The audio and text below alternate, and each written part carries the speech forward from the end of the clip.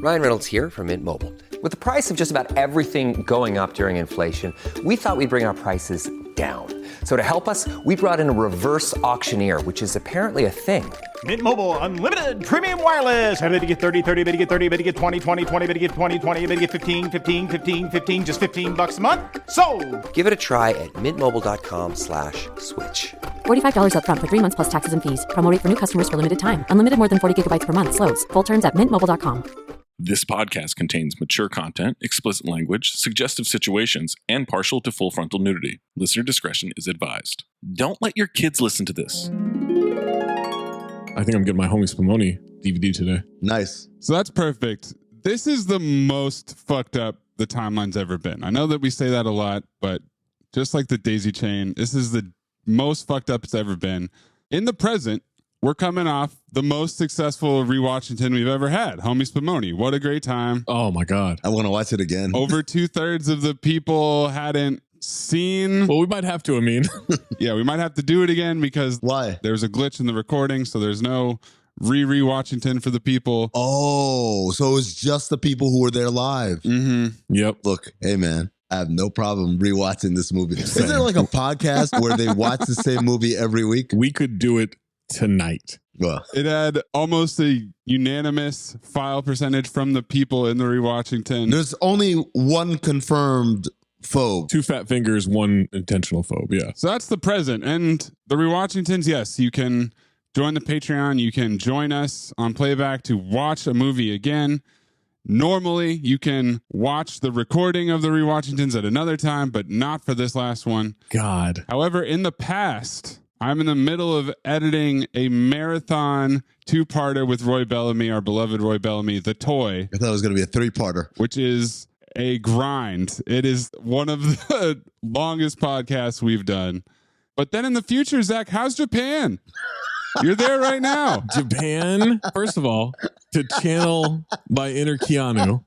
Konnichiwa, guys. Oh! Wait, we supercharge that? Oh! Just don't mention punctuation when you're out there, please. Whoa. You keep bringing that up. I said don't mention punctuation. You did it the other day, or I don't know, maybe out cold episode. I don't know what it was, but I know I heard it again recently. That was months ago. What are you talking? I feel like I'm simultaneously living in 3 timelines. The Zach's in Japan eating sushi, sending us pictures timeline. I'm in Japan. I'm posting stuff. I might go to Manila for the FIBA World Cup championship game. Well, you've decided by now. Or I already did. What a time. Congrats to Slovenia. Team USA. Everybody, you did a great job. Way to wake up for this, by the way. Yeah, thank you. I didn't go to bed. What time is it here? It's late or early. I don't know. One of them. It's tomorrow also. Is it? Isn't it? It's possible. I don't understand what this podcast is about. Poppycock. It's a fuck house. On a weekly basis, we are consuming more concentrated bad movies than probably anybody in the history of mankind. Poppycock. What story? What story? What are you talking about? Do you want lunch? I have yet to laugh in this movie. I'll just tell you that. You picked it, motherfuckers. Just remember that. You know what the problem with Hollywood is? They make shit. Unbelievable, unremarkable shit. I was legitimately offended. You were offended? I was offended. I didn't know you could get offended. I was offended. This did it. If I were gay, I wouldn't be offended. They're fucking making shit up, I mean. Inconsequential detail after inconsequential detail after inconsequential detail. Bees don't lie. 1, 2, 3, 4, 5, 6, 7. I'm holding a mic in my hands, and now I'm talking all alone.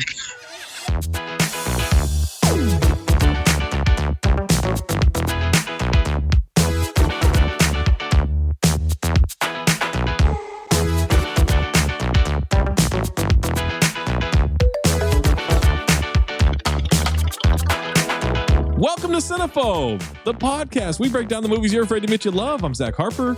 That's Amin Hassan. That's Anthony Mayes. Make sure you listen to us on Spotify. That's where you listen to podcasts, where you listen to music. Love it. And sometimes it's music to our ears. If you listen to the podcast on Spotify, when you're done listening to it, you can leave a comment. Ooh. For each episode, right? Each eps. Not for the pod, yeah. The prompt is phobe or file, but you can leave all your feedback. You can leave your CT5 suggestions there. You can say what you want to see for the next Rewatchington. Do all that stuff. Leave us a review on any platform, but we want those comments on Spotify. Make sure you're giving those CT5 suggestions, as May said, the list, whatever you want, phobe file, all that stuff. And make sure you get into that Patreon, huh? Patreon.com/countthedings. You get access to us on the Discord. Well, not Amin. You get access to the Rewatchington events live and the ones of the past. Not Homie Spumoni yet. Or maybe we did it again. I don't know. We don't know the timeline yet. Or we know it too well. It's too hard to tell. The Homie Spumoni Rewatchington may be released in Japan. Yeah, it's here, guys. Come find it. I hit it. I stayed at a hotel that has a Godzilla statue. Whoop. How about that? That's exciting. Godzilla future Cinephobe. I mean, it's eligible off of this movie, Zach. It sure is. So it's pretty much in your hands right now, I would say. It is in consideration. By the way, you have a submission, submit it. Reminder, needs to be 40% or lower on the Rotten Tomatoes audience or critic score. Get some candles lit. Start to feel sexy. Put on something more comfortable. Fire up that daisy chain. Like a kimono? Oh, I got a kimono and it's open, Amin. You bet it's open. It's the deepest, hottest daisy chain we've ever had. Isn't it always the deepest? Chain, chain, chain. Chain, chain, chain. Chain, chain, chain. Chain, chain, chain. Chain, chain, chain. That was really asshole of me, by the way I said that. It was terrible. Liam Neeson month led us to Blacklight. Aiden Quinn, abracadabra us to Practical Magic. Sandy Bullock adopted us to Speed 2 Cruise Control. I don't know. Is that timely? That's not timely news. That was news months ago. Tamura Morrison beat us to Barbed Wire. Clint Howard blitzed us to The Waterboy. Brett Rice, we all know him, chased us to Fled. Lawrence Fishburne went back-to-back with The Ice Road and Event Horizon. Jack Noseworthy froze us with Encino Man. Jeffrey Anderson Gunter told us don't be a menace. Tracy Sorrell Jones broke us out with Bringing Down the House. Eugene Levy sent us on a journey with Almost Heroes.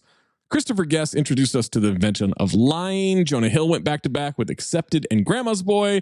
Rob Schneider, Disco, good-gooded us to You Don't Mess with the Zohan. Manuel Shrieky sat us for Waiting. Dane Cook saved us with Simon Says. Ricky Harris flooded us with Hard Rain, something called Michael Monks. Fucked us to death into Street Kings. Sure did. Chris Evans, a.k.a. Disco, took us to Fantastic Four, Rise of the Silver Surfer. Doug Jones went back-to-back with The Bye-Bye Man and Bye-Bye Men in Black 2. Kevin Grevieux smuggled us into Congo. Joe Don Baker stared at Jessica Simpson's tits enough to make her break into Dukes of Hazzard. David Keckner shredded the gnar with us and Out Cold. Steve Kahan helped send a message that racism is bad with the toy. Is that what happened in that episode? Kind of. I don't know. Kind of like The Blind Side. Richard Pryor led us blindly to see no evil, hear no evil. Now Mays is using Richard Pryor in a back-to-back for the 1989 crime drama comedy, Harlem Nights. Yep. Crime, comedy, drama. Harlem Nights stars Richard Pryor, Eddie Murphy, and Red Fox. Pryor is a repeat offender for The Toy and See No Evil, Hear No Evil. I wish I knew how to quit you. He had Critical Condition in 1987, Moving in 1988, this movie and See No Evil, Hear No Evil in 1989, and Another You in 1991. Eddie Murphy, repeat offender for Adventures of Pluto Nash and The Golden Child. I wish I knew how to quit you. He had Coming to America in 88, this movie in 89, and Another 48 Hours in 1990. Red Fox, you know him from Cotton Comes to Harlem, which is the poster I have in the background of some videos sometimes. And Hit the Music Maze from Sanford and Son. Yeah, hold on. Oh, I got to get the... Yeah. Oh, shit. I didn't unpack. Sorry. Wow. I forgot. Tools stuck in the bag. Jesus Christ. What happened? He switched up his bag of tools with a bag of heroin. Oh, too soon. Too soon. Let's dump him out. What the fuck? fuck is happening? I gotta dig through it. There's a lot of shit in here, man. It's like Carrot Top showed up drunk to a show. I gotta dig through it. There's a lot of shit in here. I have a lot of things. I have a lot of tools.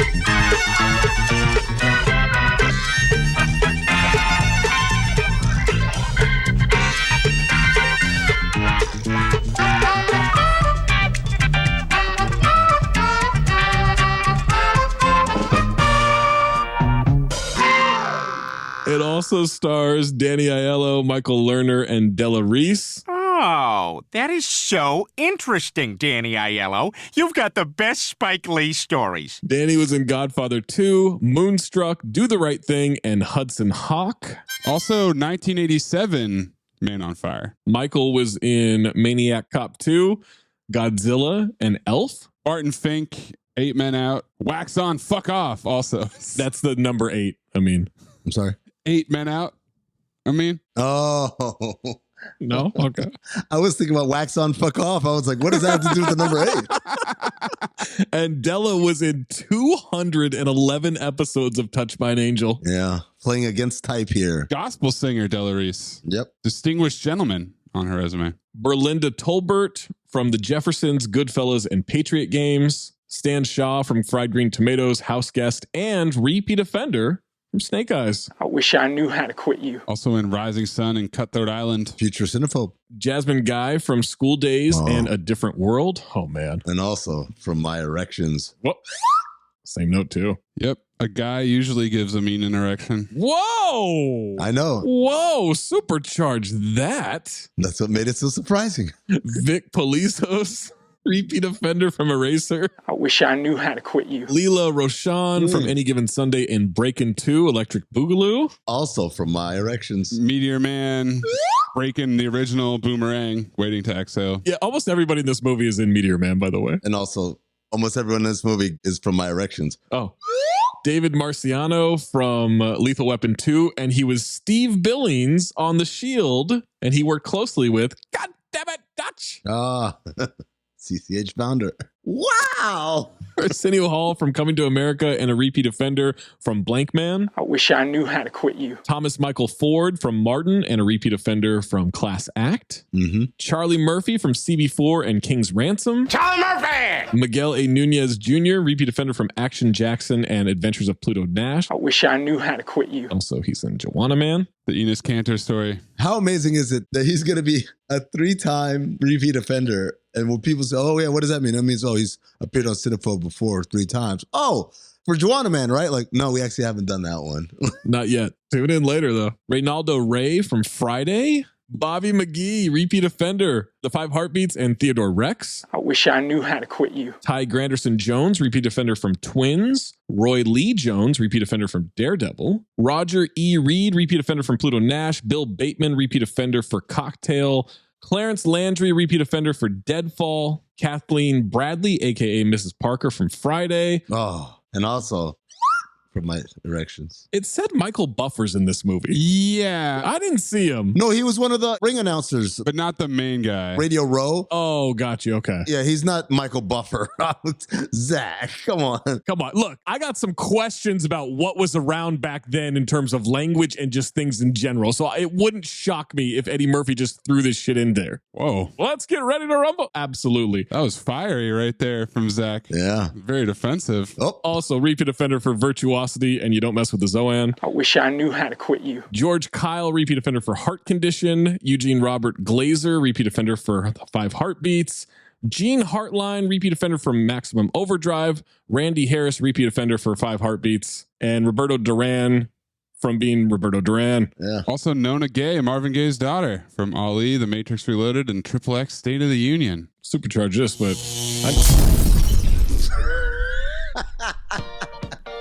I didn't want to laugh.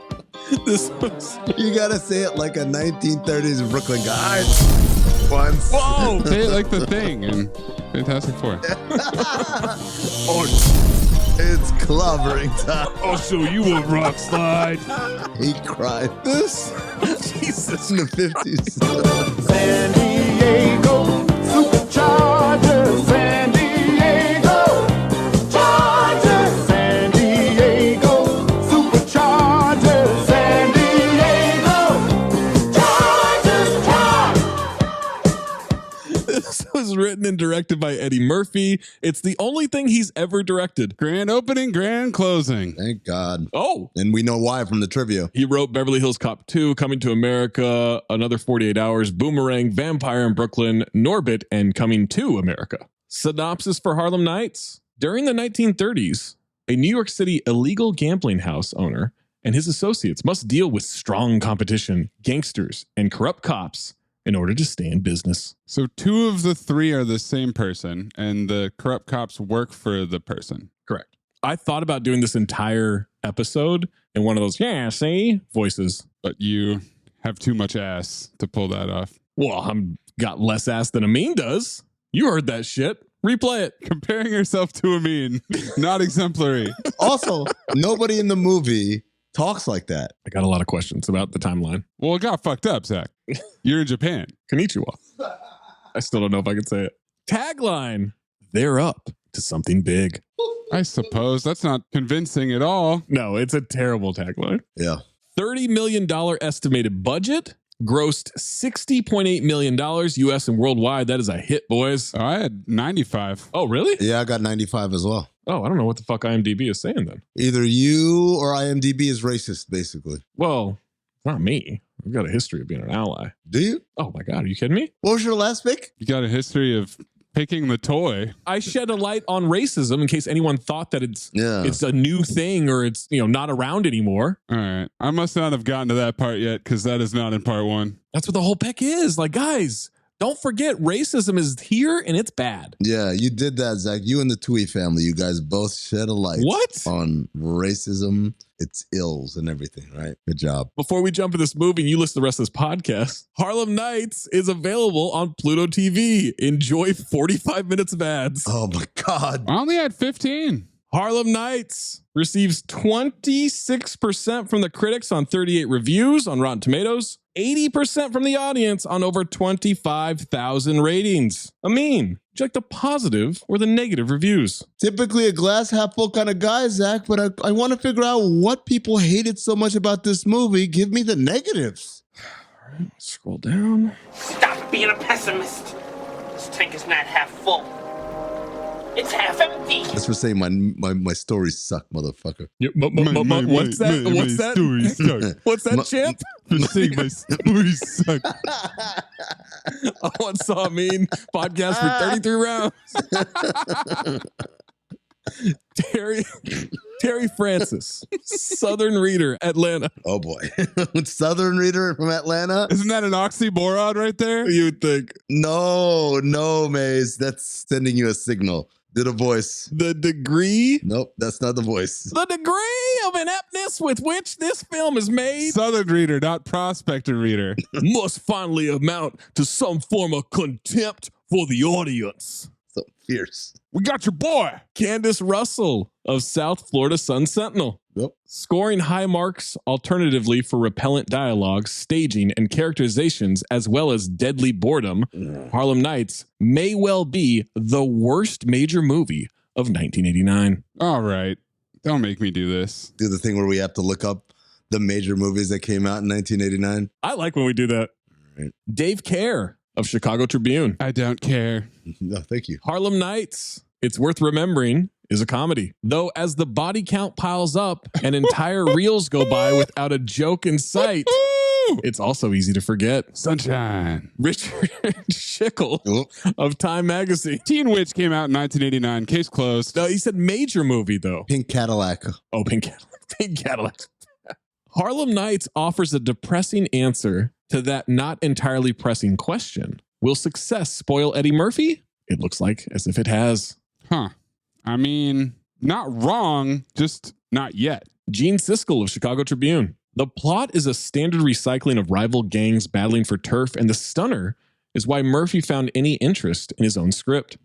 Dolores Barclay of Associated Press. Oh, the Barclay Center. Murphy's writing is about as snappy as a Sunday school lesson. The constant obscenities become a distraction and an eventual turnoff, and seem to be used when the writer and director can't invent something more creative. Were there more F-bombs in this movie or See No Evil, Hear No Evil? Oh, See No Evil, Hear No Evil. No, this movie had a lot of F-bombs. They were both putting up numbers, man. I have an actual number for this movie, so. Oh, little research. No trivia action. Sank. That number is 69. Yeah. Chuck Rudolph of Matinee Magazine. Cuck Rudolph? No, Chuck Rudolph. Yeah. There's maybe 2 funny moments in this shrill directorial bomb from Eddie Murphy. Shrill? Hal Hinson of Washington Post. Once there was Freddy. Once there was Chucky and Jason and Howard the Duck. Now there is the scariest of them all. Now there is Harlem Nights. How does Howard the Duck get in with the rest of those? I don't know. Sit down, Hal. And then last negative review, blank user, 2 out of 5 stars. I'll be kind because I love Eddie Murphy, but this movie sucked. I'm staggered that none of the negative reviews said for Eddie Murphy, the jig is up. Oh. Now, I didn't know that was a racist term. Yeah, I bet you didn't. No. I've never heard to someone referred to as that. I've heard you refer to people as that. No, you haven't. I say the other one. And I mean, as we know, Zach's knowledge of slurs is vast. So the fact that this wasn't in there is impressive. Yeah, I watch a lot of movies, guys. What do you want from me? Virulent racist. What the? You're a virile racist. How do you say? But only during the daytime. Hey, John, that's weird. That glass looks half full to me. Wow. Now that you mention it, it is half full. Corey Woodruff of 615 Film. Look, this is a better film than Dick Tracy and almost as interesting aesthetically. This also has Eddie Murphy, Richard Pryor, and Red freaking Fox on the same screen. Nathan Page of Call and Post. Nathan for you. Paging Nathan. Murphy has mastered the goings on behind the camera as well as he has in front. No. Nathan. What? Nathan. That's your takeaway? Nathan. What? Jonathan Rosenbaum of Chicago Reader. The plot exposition gets laborious in spots. The period flavor is only occasional and approximate, and the direction tends to be clunky. Yet the strong secondary cast helps to take up some of the slack. Attaboy. Way to land the plane. Richard Brody of New Yorker. Oh, the Brody. Go ahead, Brody. The movie is a whirlingly divergent romp, blending serious violence with outrageous comedy, but it has the feel of oral history of lives and times rescued from oblivion. Huh? It's not good writing. You know what it is? It's the type of writing of someone who said, hey, man, you got to have a positive review for this. Okay, it's whirlingly divergent. Like you just saying words. Scott Weinberg of eFilmCritic.com. Did a voice. Ugly, pushy, and over the top. Ugly. But there's still a bunch of laughs to be found. Ugly. I don't know. Ugly, pushy. Blank user, 5 out of 5. The approved RT critics only gave this movie a 23% approval rating. This is an example why I have a hard time trusting official critics' opinions. Yeah. Harlem Nights is a classic. The crying man scene with Arsenio Hall, the fight in the alley with Della Reese, where Sunshine puts that thang on Richie so good he's ready to leave his life for her. So many great scenes. Golden dumpsters abound. Blank user, 5 out of 5. This movie is in my top 10, as it is for most black people. We got to see the Holy Trinity in black comedy with classic performances by Red Fox, Red misspelled, Eddie Murphy, and Richard Pryor, not to mention the secondary cast. All the bad reviews seem to come from white folk who don't understand black comedy, and that's fine. And then last one, blank user, 4 out of 5 stars. Funny how the critics' review is 21% and the audience score is 81%. Harlem Nights is a classic if you want comedy. It's not The Godfather. It's not Goodfellas. It's not even Trading Places. But it's funny, and that's all we want. Every Eddie Murphy fan and every Richard Pryor fan knows this is classic. But if you're a movie buff, you'll look for flaws, and you'll find them. Okay. Fair and balanced review. We'll get Amin's first note, May's first note, and my first note after these messages, unless you're signed up for patreon.com/countthedings. Then you get it ad-free at what, the $8 tier? Yes, indeed. The $8 tier. And you might have gotten it a day early. And not just because you're in Japan. Here's our notes. Unless you're not signed up for the Patreon, then we got some ads here. Unless you're in Japan. No, in Japan, you still have to be a Patreon. Like, that's not... It's the fucking dope. Listener, what's up? Zach Harper. Coming to you live from Just Making My Picks on Prize Picks, the largest daily fantasy sports platform in North America. For my money and your money, the easiest and most exciting way to play DFS. Again, that's daily fantasy sports. It's just you against the numbers instead of battling thousands of players, including like pros and sharks, those people that really try to game the system and screw you over. You just pick more or less on 2 to 6 player stat projections and watch the winnings roll in. Basketball's here, right? So check this out. This is the cool thing that I love from Prize Picks. You can now pick combo projections across football and basketball from the Specials League, a league created specifically for combo projections that includes 2 or more players from different sports and leagues. So if you want to do like more Patrick Mahomes yards and less James Harden points, you can do that. You can do that combination. You can do any combination that they have on there. You just go to the Specials League. You want to play alongside people. Maybe you don't want to go it alone. Maybe you want to play alongside people. You can go to, I don't know, Meek Mill, Andrew Schultz.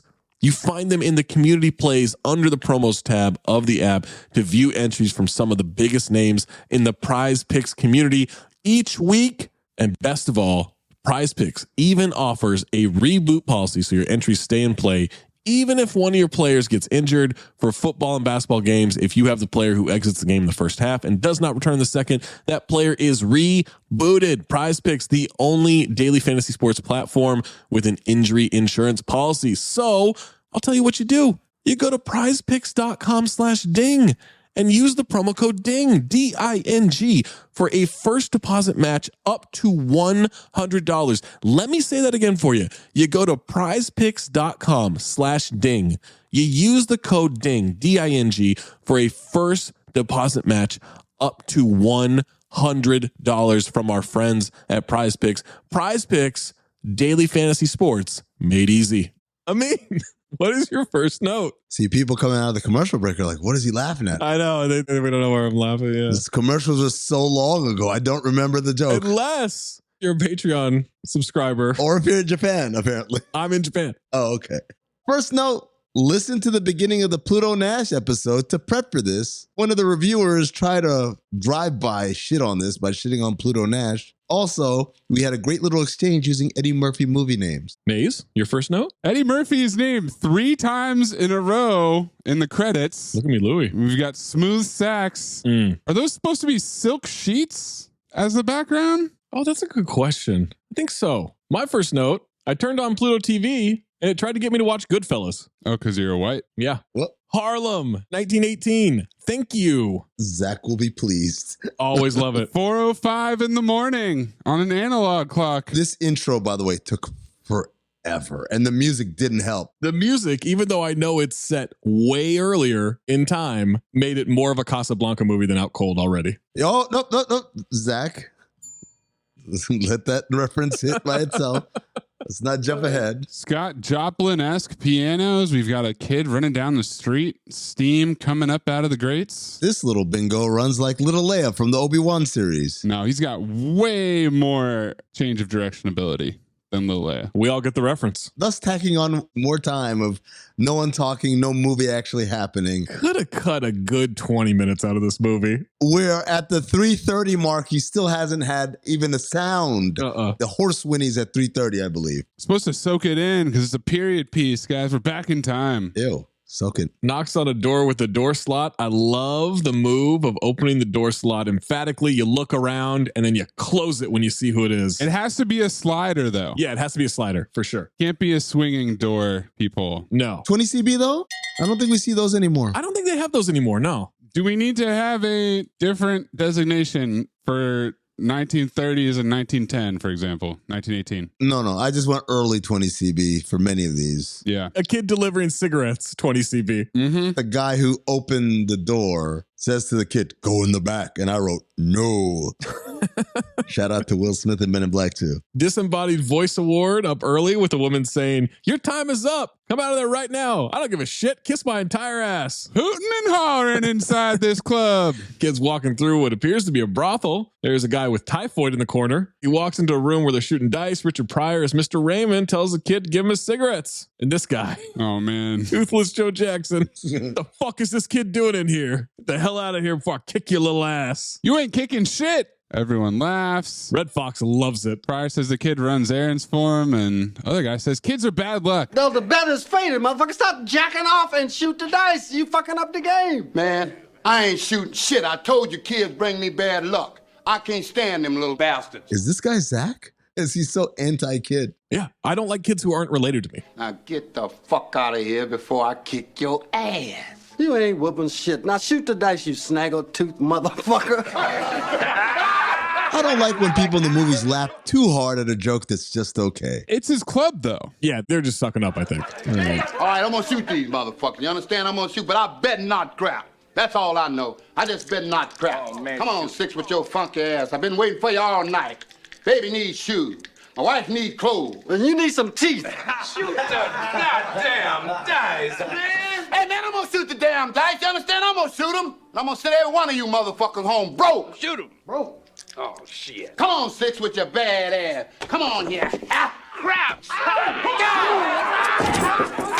Stop jacking off and shoot the dice. It's definitely Zach. Was jacking off a term in World War I era? I don't know. I'm going to guess it was not. But it reminded me of grab ass for some reason. Future callback, Amin. No, that's not. Stop playing grab ass. Quit jacking off. The idea that, like, instead of doing what you're supposed to be doing, you're fondling something, right? Yourself, someone else. Something's getting fondled. Jacking off isn't fondling. Jacking off is going to work. There's no fondling happening there. Do you guys talk to dice or any other kind of gambling thing? Do you talk to the cards? Do you talk to the roulette ball or anything? No. Maze? I might throw out an exclamation like, come on. I'd be more likely to say something like baby needs shoes. Stupid like that than talk to the dice. Guy turns around in anger. Pryor winks at the kid. He craps out, collapses on the table. This guy's kind of ass off in his defeat. He is ass off. He took it hard, man. Double elimination. That kid's bringing bad luck. Oh my God. And Pryor points at the sign.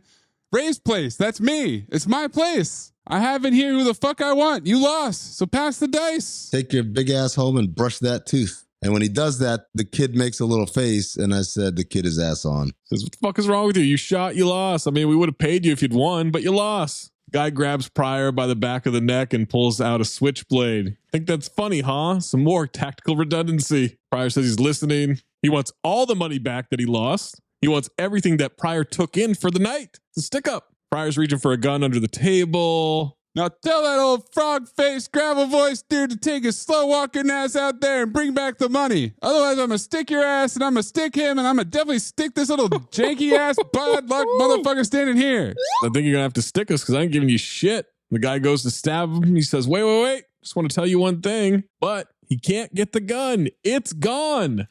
Said it slips his mind. Then all of a sudden, this dude gets shot right in the forehead. That's all for Pryor when he said, it slipped my mind. And then he gets shot, falls down, and they look at him and they look at the kid who's holding the gun. And he says, good shot. Good shot. Good job, Mace. And Pryor says, goddamn, I guess he does have bad luck with kids. I laughed. Golden dumpster. The kid says, that man was going to stab us, so I shot him. Who's that man? This guy never bleeds, by the way. No. Why would he? The hole is clean. Clean, and there's no cauterized. No blood on the table when they start carrying him out. Yep. Pryor ends the game of dice for the night, take the kid home to his mother. Orphan's position. My mama dead. Okay, your father. My daddy did too. Did you kill him? No, they just dead. Kid's homeless. Pryor says he can stay with him. Red says he wouldn't trust him in his house. Golden dumpster for Red Fox. As they're carrying Toothless Joe Jackson out, there's some muttering off camera about getting him down to the furnace. That's how they get rid of dead bodies. Pryor says, give me 5. I ain't giving you shit. Offers him some ice cream. We'll get 20 years later. We're at Club Sugar Ray. There you go, Zach. Thank you. Location and time. Well, not really the location. Well, Club Sugar Ray. But that could be anywhere. That's true. We have a real gambling establishment happening. Everybody in tuxes, lots of games happening, full bar. Now, Club Sugar Ray has about 500 people come through its doors every night. Guys, Prohibition ended 5 years ago. So what do people want to do to unwind? That's right. They want to dress to the nines, go have a cocktail or two, maybe play some casino games. Here's the science behind a high-class club like this. People are 72% more likely to lose at gambling when they've had at least 2 1/4 drinks. What we're looking to do is keep everybody around 3 drinks minimum, but you gotta stop over serving people to where they're too sloppy to gamble and they just want to pass out in an alley. The caption says whooping and chattering. No. But I prefer hooting and hollering. That's hooting and hollering for sure, yeah. Well, can it be hooting and hollering if it's not in the South? I think it can be hollering. It's really the hooting that is Southern. Yeah. There's multiple disco balls hanging, which made me look up the disco ball. Disco.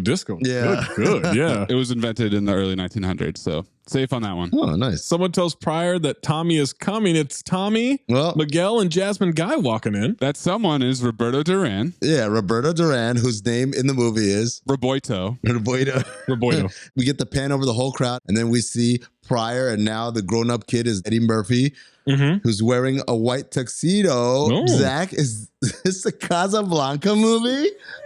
100%. I believe it is. Absolutely. Everything's a fucking Casablanca movie. There's a girl that's with someone else, right? He's wearing a white tuxedo. Yeah. And there's music. Yeah. It's in the past. So there you go. Casablanca. Someone in that city's named Sam. Similarities never cease. My question, is Thomas Michael Ford the Larry the Cable Guy of the 80s and 90s? Because he always plays someone named Tommy. Same note too, bro. Does he ever play a character not named Tommy? Is he just so bad at recognizing another name? You couldn't call him Phil? He wouldn't react to the cue? Gerald? Yeah. Oh, that's me. Shit. You want me to kick his ass? No, don't kick his ass. No. You want to kick he ass. Kick he ass, yes, sorry. No, don't kick he ass. Yeah, that's the thing. He replies back, don't kick he ass. Looks like the competition exposition stopped by to check us out. That's Tommy Smalls. He runs the Pity Pat Club. Shameless exposition here. Oh my God, just dump it. Yeah, I know that Smalls. Okay, Eddie. But who's that girl with him? She is beautiful. Lock it up for the Horseman. It's exposition. Exposition, yeah. Oh my God. I do have one very strong contender, but exposition is coming out the gates fiery. I promise that strong contender is like Kirkpatrick, the Irish boxer. Okay. That's what you think. That's what you think, Zach. But you're going to want to hear about this Horseman. That's the mistress of a famous gangster up here. Oh. By the name of Bugsy Calhoune. What is that dialogue? I've heard of this Bugsy Calhoune. Yes. That's Calhoun's girl? Jasmine Guy file. What would a woman that fine want in a big, fat, nasty, greasy, fat, stank, bloated, cheesy, backed, 12 sandwich eating bastard? What does she want with it? I don't know, man. She likes fat guys. Cheesy backed got me. I didn't even laugh at the line. I laughed at Pryor saying, maybe she likes fat guys. Letting him just empty the clip of fat jokes. Yeah. Pryor's already had some really good, effortless retorts. Oh, he's the king. In the first 10 minutes here. Pryor says, don't fuck with her. Just check them out. He'll get in trouble. Eddie walks over to them, offers his assistance. Tommy declines. Not at all, Mr. Quick. And he cackles. CT5 fake laughs. Yeah. Tommy and the wink that he sneaks in there. You boys ain't open tonight? We're open. Just want to change the atmosphere. Tommy before he decided to come home. Oh, yeah. You know why? Because this movie was shot in 1989 and it was okay to have hair like that. It was just okay. No one really cared. Clyde Drexler had it. Yeah. Michael Jordan was starting to have it. Like nobody cared. What, 2 years later? Gone? Done. Yeah. You're done, son. He laughs hysterically every time he says Mr. Quick. Eddie introduced himself as Quick to Jasmine. This is Dominique LaRue's gloved hand. We get some Creole's position. Ooh, born and raised in Louisiana. South Central Louisiana. That's never relevant at all to the story. It just gives us a little riffing. Some jokes. In about 20 minutes. Yes. Pryor interrupts, asks Tommy how's the laugh, and meets Dominique, offers them a table, gives them one of their best table. We get some eye fucking from Eddie and Jasmine. Wild outfit on the cocktail waitress who tells Ray to go to the craps table. Yep. People are complaining about Red Fox not wearing his glasses. He's getting it wrong. 7's a 4, 9's a 5. 9 to 5, asshole. Name 2. Because he's blind as fuck. Red claims to have something in his eye. The guy says, get the fuck out your eye, motherfucker! I enjoyed that. He's Louis Pinnock there. Yeah. That's too close to the actual Louis Pinnock. Whoa, come on, man. I need my fucking impression, man. Wearing suits and tuxedos all the time must have really been exhausting. There were no showers, right? People bathed, but there were no showers. So they were literally wearing the same suit all the time, no matter what the temperature was. Yep. And just changing their undergarments. And they're made of wool. They were fucking big and bulky and thick. Yeah. In the summertime, man. Yeah, it's got to be awful. Red warns him about calling him motherfucker. Pryor interrupts as someone he can fill in, get a lot of complaints. I'm Benny Snake Eyes Wilson. He said it. I can call the dice before they stop rolling. I've been doing this shit for over 40 years. Nice exposition there. I know, Snake Eyes. But do me a favor, put on your glasses. He does, and they are thick. Spectacles. What's a black movie without comically thick magnifying lens glasses? There it is. And opening your eyes wide after you put them on because, so we get that magnified event. It is a black staple. And he's got to tilt his head back so he can see it too. Yep. Everybody applauds him wearing glasses, and he says, fuck y'all. And I love when Red Fox tells people to fuck off. Oh. Him or Brian Cox? Oh. I think Red Fox for me, but Brian Cox is a strong... Brian Cox took over it, yeah. Oh, Fox and Cox. All that's missing is a box. Oh. Homophobic. Is it? Isn't it? Cut to Bugsy Calhoune's place. He's playing chess. He's got a crazy robe, smoking jacket thing going on. That dude's got a schnoz, man. Holy shit. Yeah. Bradley Cooper. Yeah. Topical. Get some mob's position here, guys. Some business position. Business ain't that great, but the crowd don't seem no less. Bugsy, much like D-Rod, puts it together instantly. Smalls is skimming off the top. Tommy don't have the balls to do something like that. Don't underestimate Tommy. Got huge balls. Big fucking huge balls, but he's stupid. Beat me for about $5,000 last month. I looked that up. That's the equivalent of $100,000 in today's money. Oh, man. Trust me. We're going to do a little money conversion later. That's not going to make any sense. Big time. I do it the whole fucking episode. Tony says that he handpicked Tommy himself, and he says that you made a mistake with him. Big mistake. And you handpicked him, huh? Guess that makes you kind of responsible. You picked him, motherfucker. Tell me about this Sugar Ray's. They figure that Sugar Ray's is pulling in 10 to 15K a week. Get some exposition about his son, Quick, running it with him. Bugsy checkmates the guy he's playing chess with. During the conversation, which is a power move there. Power move big time. Oh my God. Although when we get to know Joey, maybe it's not such a power move. Want to have Mr. Cantone to pay Sugar Ray a visit. Kind of feel him out. Gonna have to get rid of his establishment. It's hurting his business. Bugsy smoking a stogie, calls over his henchman to an open piano. Oh yeah. He has him put his hand on the edge, and it's time for a whisper threat. Nobody steals from me. The next time you bring somebody crooked into my organization, I'm gonna fucking kill you. Do you understand? Yes, and he drops the lid on his hand. Yeah. Joey tells him it's broken. Yeah, it's broke pretty good. Ass on for Joey. Has your right hand. It's okay. Says to take care of Tommy Smalls with his bad hand and then take his good hand and cut Tommy's throat from here to here. When someone tells me to take care of my bad hand first, that means when I'm about to jerk off with my offhand. Stop jerking off and throw those dice. No, jacking off. Shit. Well, you said jerking. I know. All right, Ray and the guys are in the office discussing business for the night. This scene right here is a murderer's row. Oh my God. This is the 27 Yankees of comedians, right? Every time it showed a new person, I went, oh, that guy. It's Pryor, it's Eddie Murphy, it's Red Fox, it's Robin Harris, it's Charlie Murphy. And surprisingly, despite this intense concentration of funny motherfuckers, this scene, not that funny. What? It's not that funny. Wait. It's funny. What about when Della comes into it? No, I get it, but I'm just saying, like, I was waiting for these guys to go around the room. Maze, I just want to remind everybody that this guy Who's this guy? believes that Mayhaps is must-watch content on TikTok. It got deleted, so they don't know. Okay, well, some people know it. No, what people know it? Me. Okay, all right, congratulations. That's not the point of what I'm saying about the scene. Is what I'm saying is Right, what I'm saying is you're wrong. Oh, so you thought it was just you were crying, laughing. Once Della gets into the mix, absolutely. So Robin Harris was dropping jokes for you and Charlie Murphy? The fuck did I just say? When Della walks in, it's funny. It takes off and it's a great So scene. what the fuck did I say? What I'm my saying God. is that this scene did not live up to the potential Okay, he said of it. the motherfuckers in the room. That's fair. Like they have all these funny people, You and were yet they didn't expecting get. more of the supporting cast, and they didn't deliver it in this scene. I expected these people to get jokes off, something. Fuck, man. I don't know which tool you just picked up there and moved. That was his drink. It's the bell. It was in the way. Fuck, man. Pryor's doing the count for the night. 700 at the bar, 1,300 at the craps table. Asked about the door. They got 300 from the door, and Vera hasn't handed in the girls' money yet. Eddie says, tell Vera I said to bring her fat ass in here. Fuck is wrong with her, sugar? Tommy didn't do much there. Couple drinks, dropped 200 on the tables, made a call and left. Pryor's concerned. He calls Smalls Calhoune's number one boy. Number one boy. Speaking of Brian Cox. You're my number one boy. Vera comes into big band burlesque music like fancy. Scores position. She's ass off already from the way she walks. 100%. Vera. Kiss my ass, sugar. Gotta watch my girls until the last trick is gone, and I'm not about to ask no customer to roll over, so I punch some goddamn clock. Ass off. Bella Reese. Completely. Now this is your place. I am in charge of the girls. You can just kiss my ass. Kiss my ass.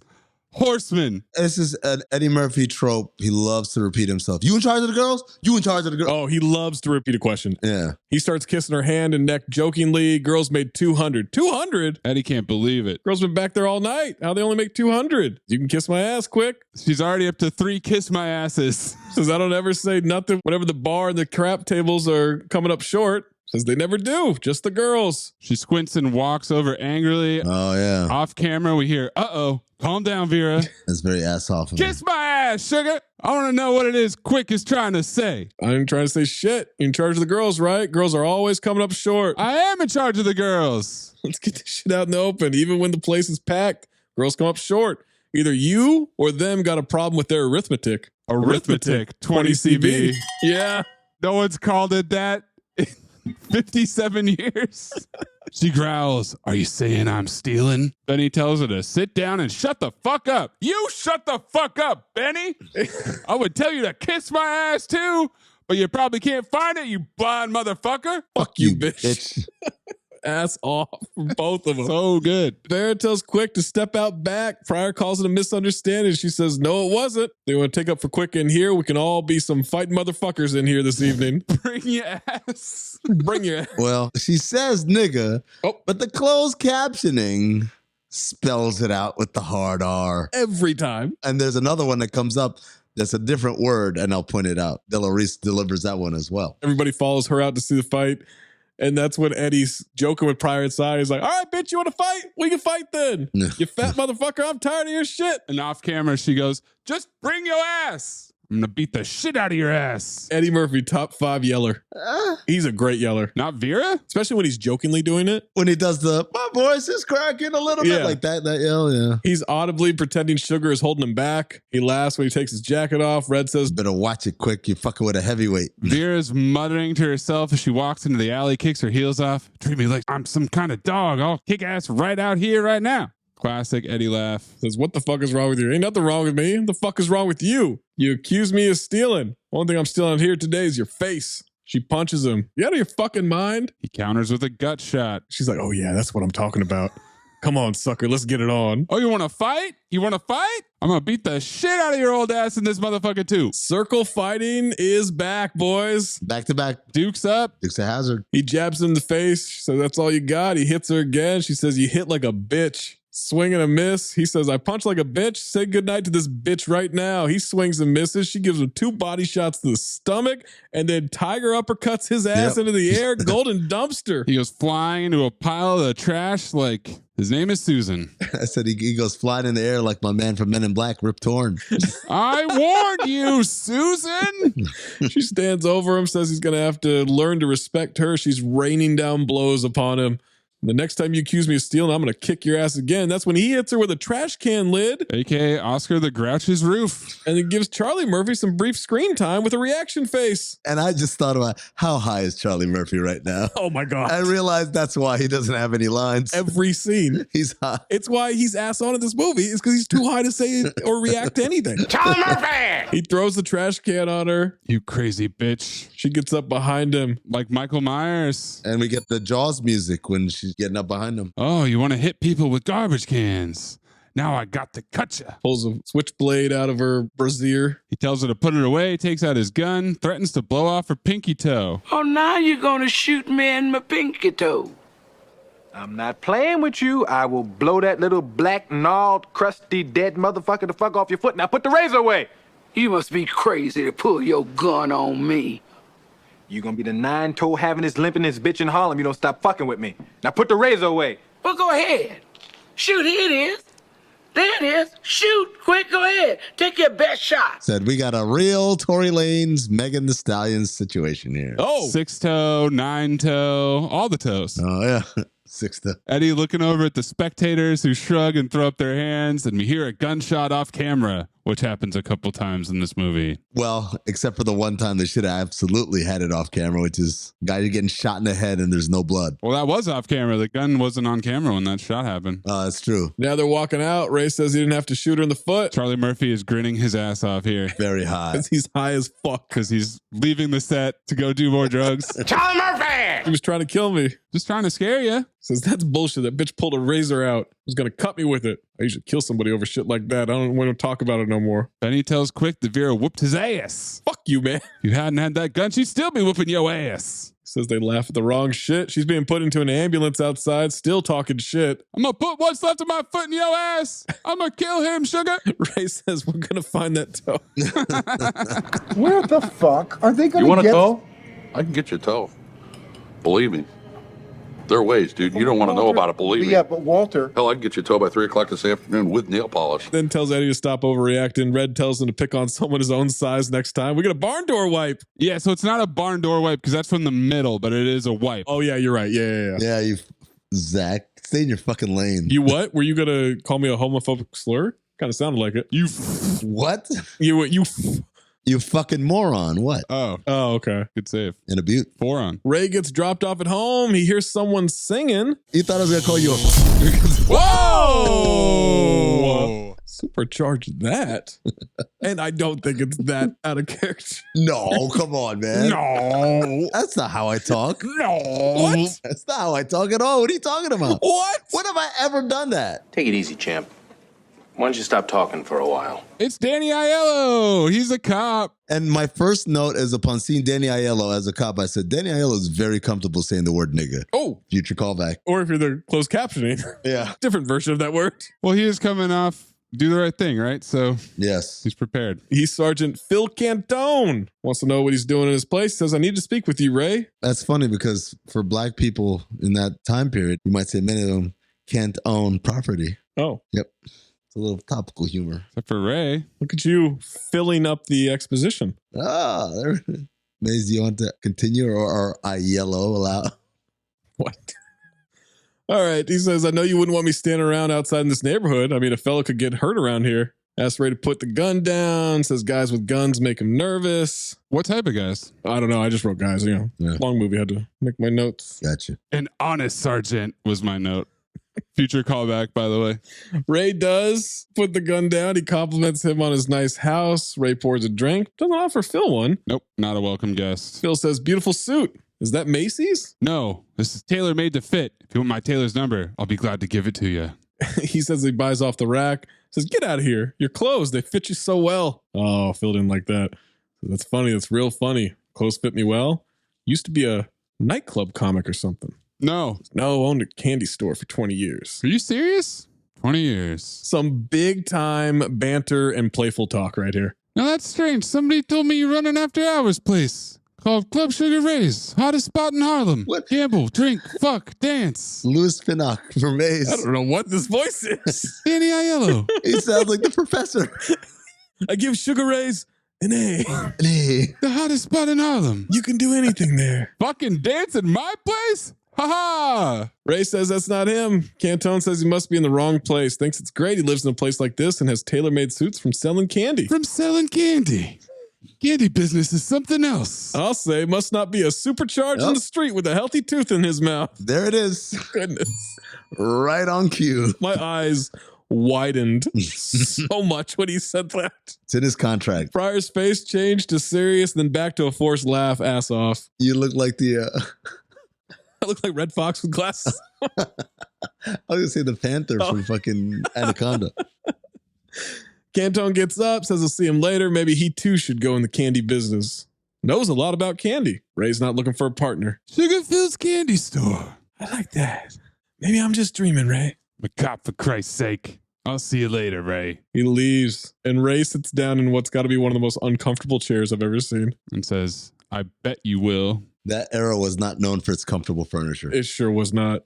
A woman at the bar talking to Ray now wants to know why Bugsy would ask about Ray's place when he owns almost every other after-hour spot in the city. Welcome to the Florentine Grill. Our specials today are exposition, exposition with the green drop drink, and the champ is here. Oh, Jack Johnson. Say no to Jack Johnson month.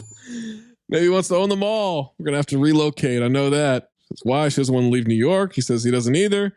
But Calhoune ain't the type to fuck with. That's when the champ Jack Johnson walks in. Go, Tyler. Go, Tyler. So he's also played a boxer in Snake Eyes, obviously, but Rocky and Tough Enough as well. So he's a 4-time boxer. There you go. He's ass off being excited to see Sugar. He squeals. And he is stuttering his ass off, too. How you doing, champ? Hey, champ. What's going on? Hello, gentlemen, lady. How's everybody doing this evening? We doing fine, champ. You ready for next week? Ready? Yeah. I'm ready. Hey, I'm having a lot of money on you, man. Well,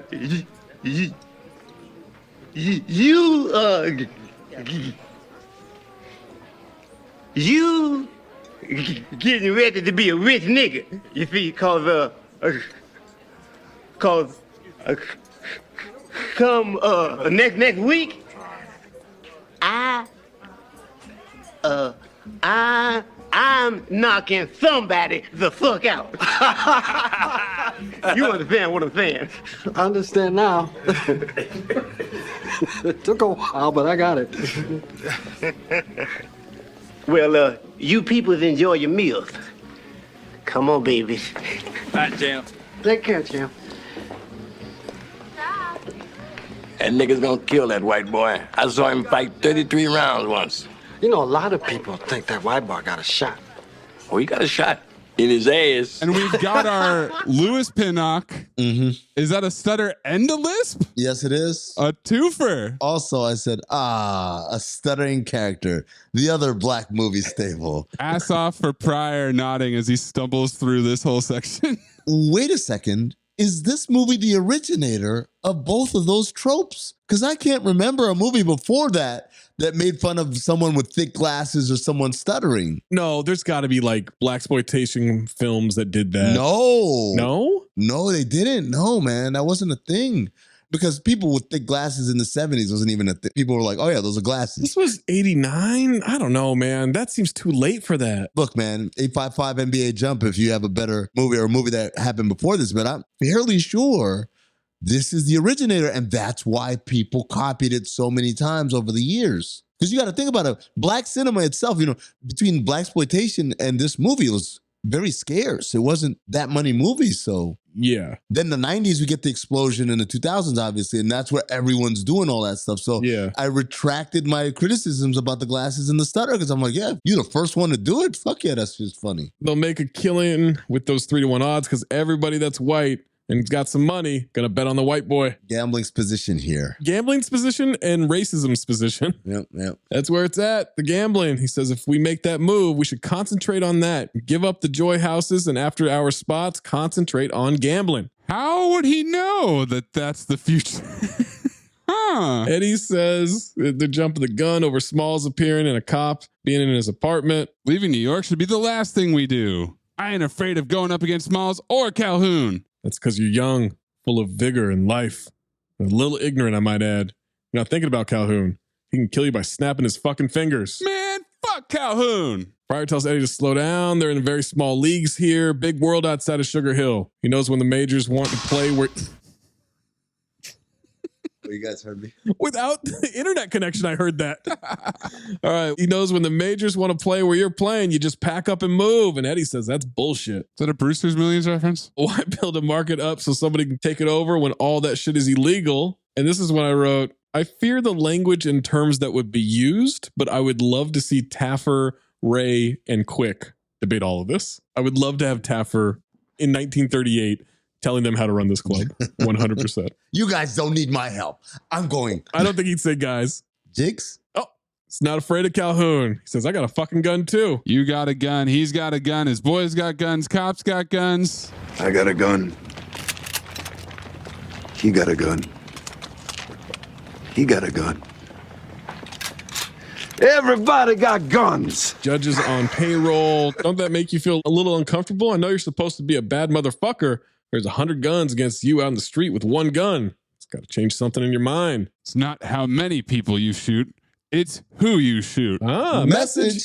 But also, I thought, oh, this is surely going to come up again. No. You know? No. Eddie definitely thought he wrote a bar with that one. Oh, for sure. No, he did if it would happen. If it comes back, yeah. If it comes back, but, well, spoiler alert, they don't shoot anyone. Well, not true. Not the important person. Cut to Pryor in bed with his woman. She knows he's still worrying about the club. He says he's thinking about Quick. He's a damn hothead. He's young. He's going to calm down. Ray calls him ambitious. So damn ambitious. She puts his hand on her tit, says nothing wrong with ambition. I agree. Climbs on top of him.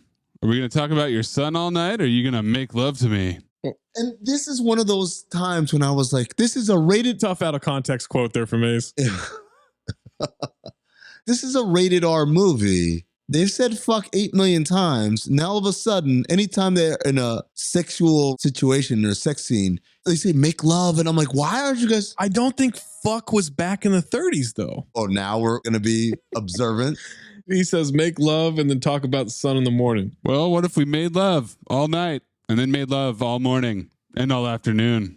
What if we made love real hard for 35 minutes? Then drop off into a deep coma-like sleep. You put a hyphen in between those 3 and 5, I got you. Meet me halfway.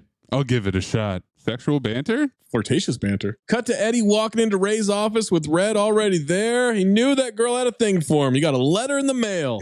20 CB. So wouldn't this be a telegram? It looked like a telegram because it was yellow paper. Maybe it was just an old letter. Obvious electric attraction between the two of us. Benny warned him not to mess around with Creole women. This isn't going to win horseman, but a horseman is men falling for women who are using their vaginas to control them. Oh, yeah, that's a horseman. Happens twice. It happens twice, an hour and 20 minutes apart. It happens more than once. He keeps falling for her. You fuck around and get a root put on your ass. What's a root? Like a voodoo curse. All them Creole girls know how to do it. Cobra formula. Pryor says he's serious. He and Benny go reminiscing on Wallace? Walcott? We're at time. Fell in love with that Creole woman and his dick shrunk up to the size of a cocktail weenie. She put voodoo on him. And then I ate it. Whoa. And he takes a beat, smiles, calls it bullshit.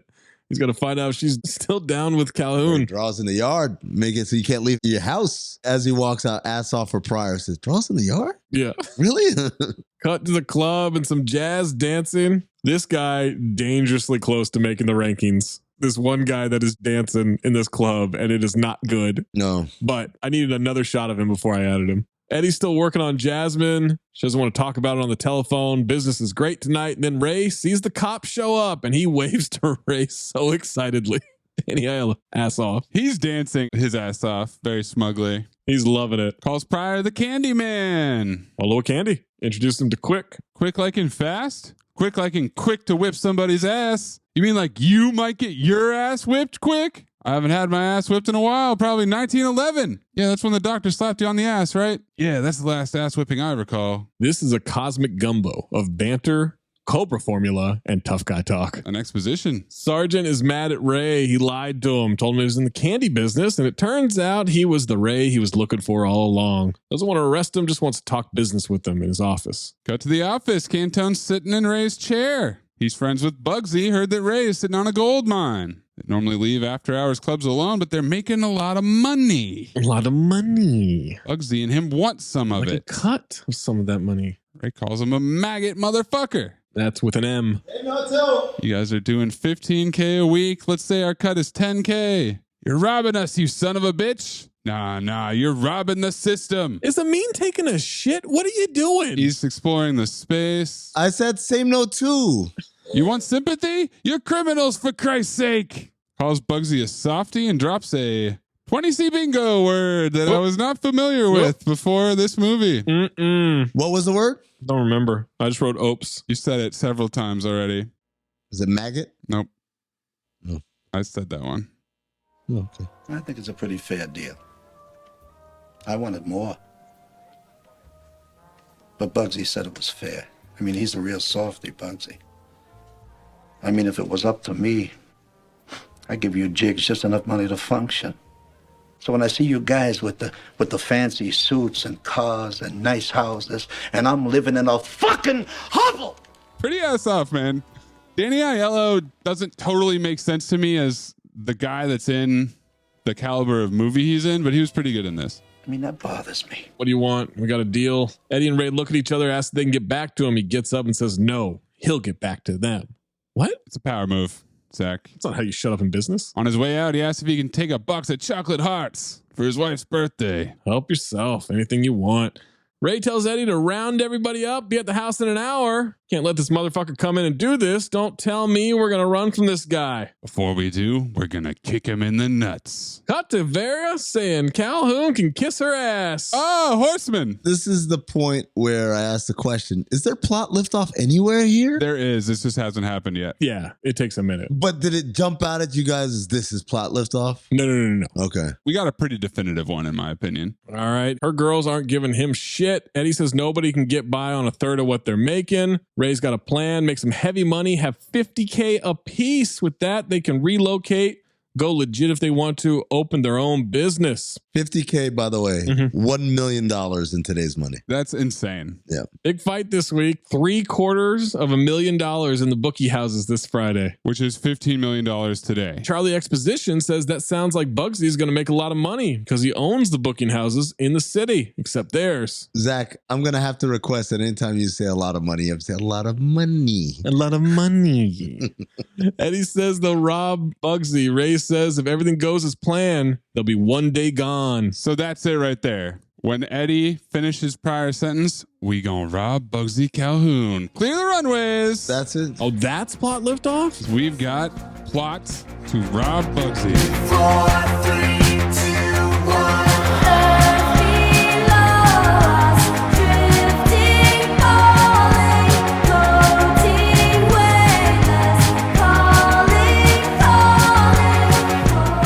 Maybe. I mean, I don't love it. So you're saying there's no plot liftoff, man? I kept waiting for it to happen, and I knew at some point when Tommy dies, I'm like, is this plot liftoff? Because now they framed him for the murder. Did they though? Even though they didn't really frame him. Yeah. It kind of just happened. He Kool-Aid manned himself into that murder suspicion. But then he accuses them of setting him up. Yeah, but it was an accidental setup. I don't know whether the error is coming from Eddie Murphy in the movie, Eddie Murphy writing the movie, Eddie Murphy directing the movie, but I know it's Eddie Murphy's fault. Well, racist. But it feels like the hotel meeting in Over the Top.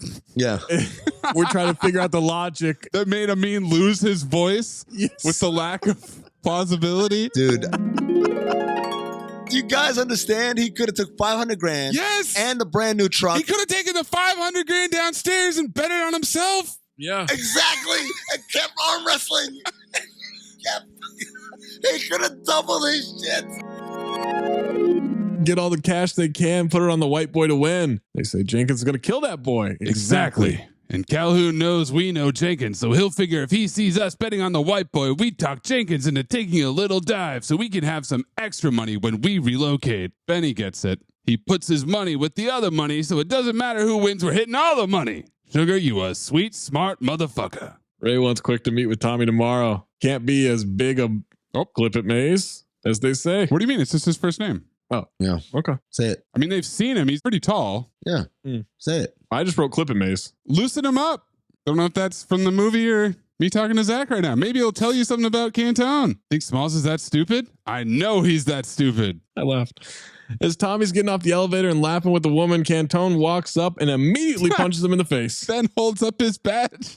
Well, I mean, that's just police working. Yeah. The 30s. In the 30s. The 40s, the 50s, the 60s, the 70s, 80s. The 2030s. An honest sergeant. He asks the woman if she's with him. She says no and just leaves. Tommy wakes up with Tony and Cantone in an apartment with them. Slapping him awake. Are you awake now? Hell yeah, I'm awake. You want to tell me what the fuck's going on here? The hell you punch me for? I ought to jack you up. It's time to pay the piper, Tommy. What piper? What the fuck you talking about, man? $5,000 you lifted last month. The 5 who that lifted what?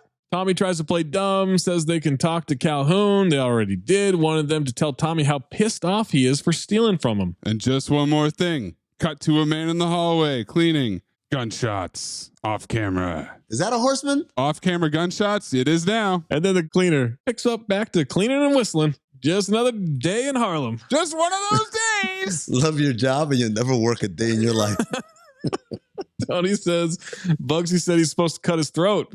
Cantone says, cut it. Meets Bugsy in a sauna. They had saunas in the 30s? They did have saunas. I don't know if they had like this glass 80s look. Yeah. This clearly 80s sauna. Yeah. And Danny Aiello goes in there in the suit he's been wearing for a week straight. Thick fucking wool suit. Chills in the sauna. It's done. Our friend's a memory. I kind of like that line. It's good. There's definitely some lines that Eddie thought were super tough guy talk. I believed it. He does it well. This is when we learn strangest thing just happened. That Sugar Ray's guy put $200K on the fight. That's just the cash they could scrape together. Oh, man. $4 million. The tactical redundancy about this, we get it. Okay. They have to go through the whole thing all over again. Well, Bugsy doesn't know. That's true. So we got to walk through it with Bugsy. My apologies. In case it wasn't clear to him. We couldn't just cut to him knowing. That'd be too easy. That'd be Dennis Rodman-esque. Everybody knows that Bingo is going to kill Kirkpatrick. They start using the word jig a lot in this scene. There it is. You might say it's up.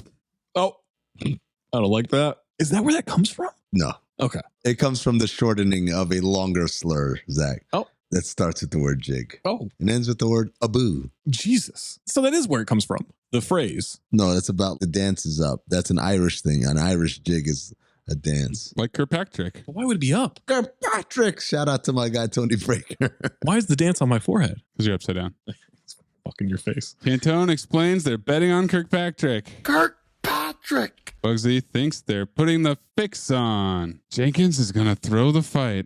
Ain't that champ a wonderful fucking human being? Bugsy says doesn't see why they should be the only ones to benefit from Jenkins' generosity. Put $500K on Kirkpatrick to win. $10 million?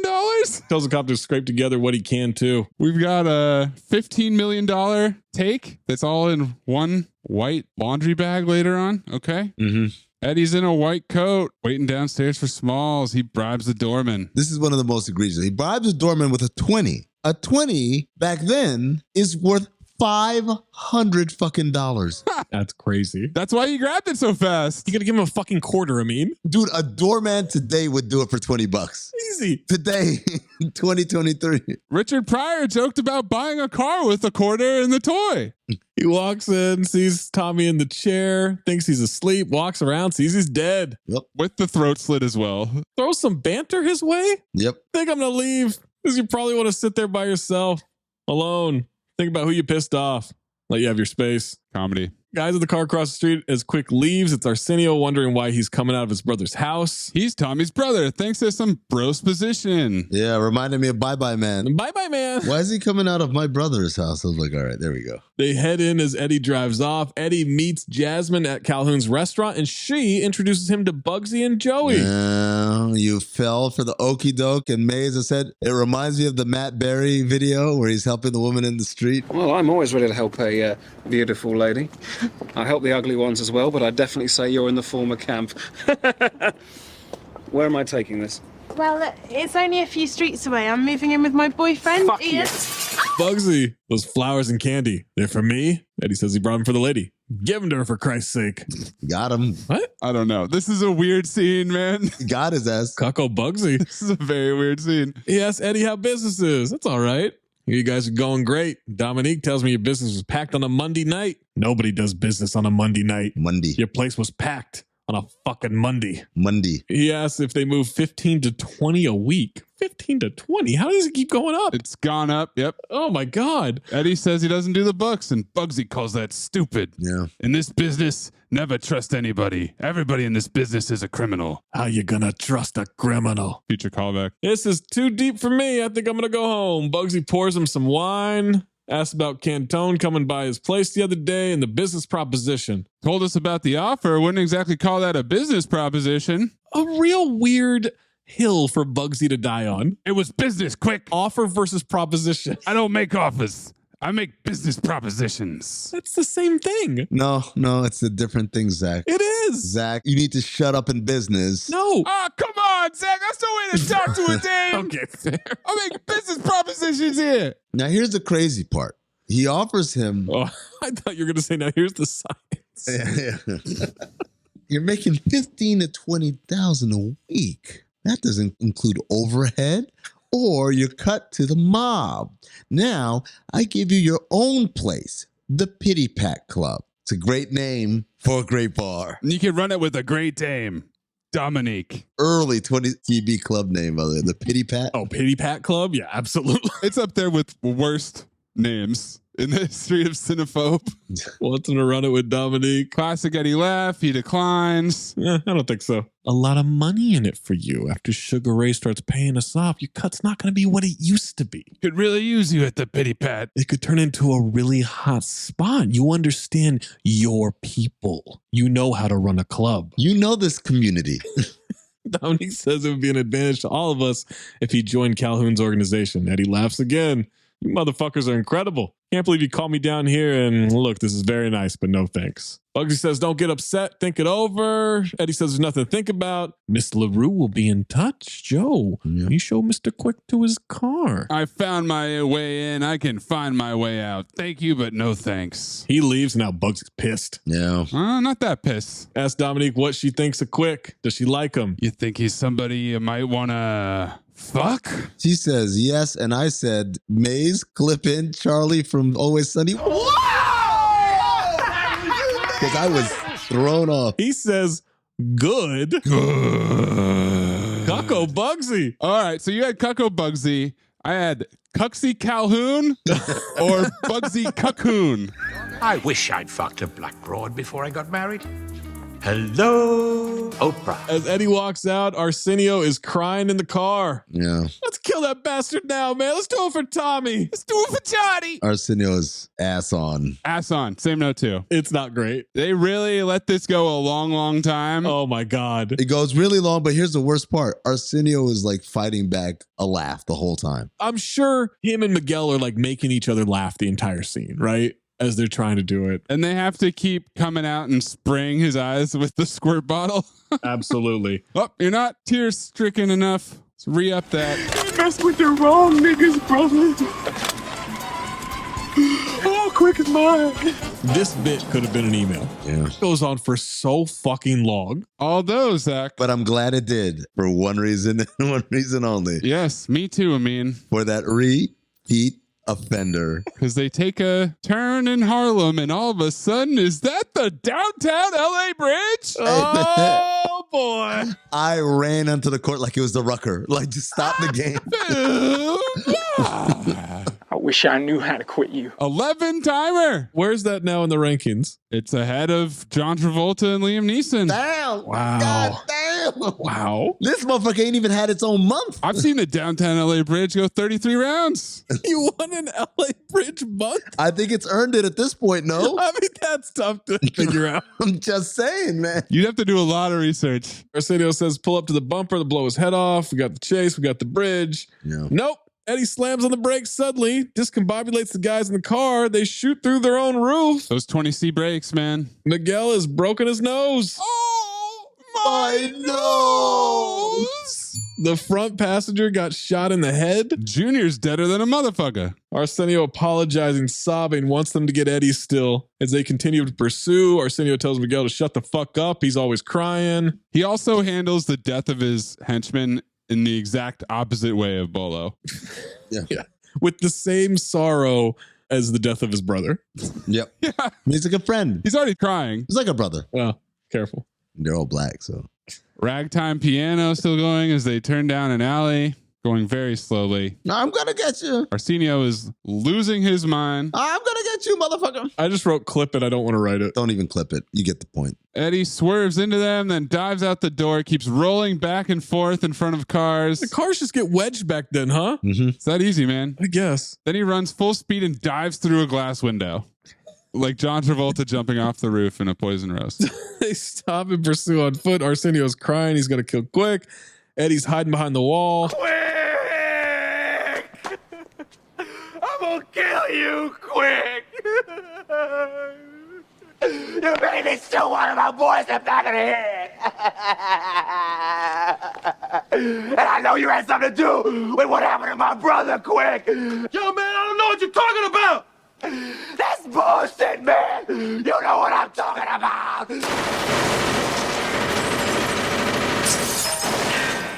You broke my nose, man!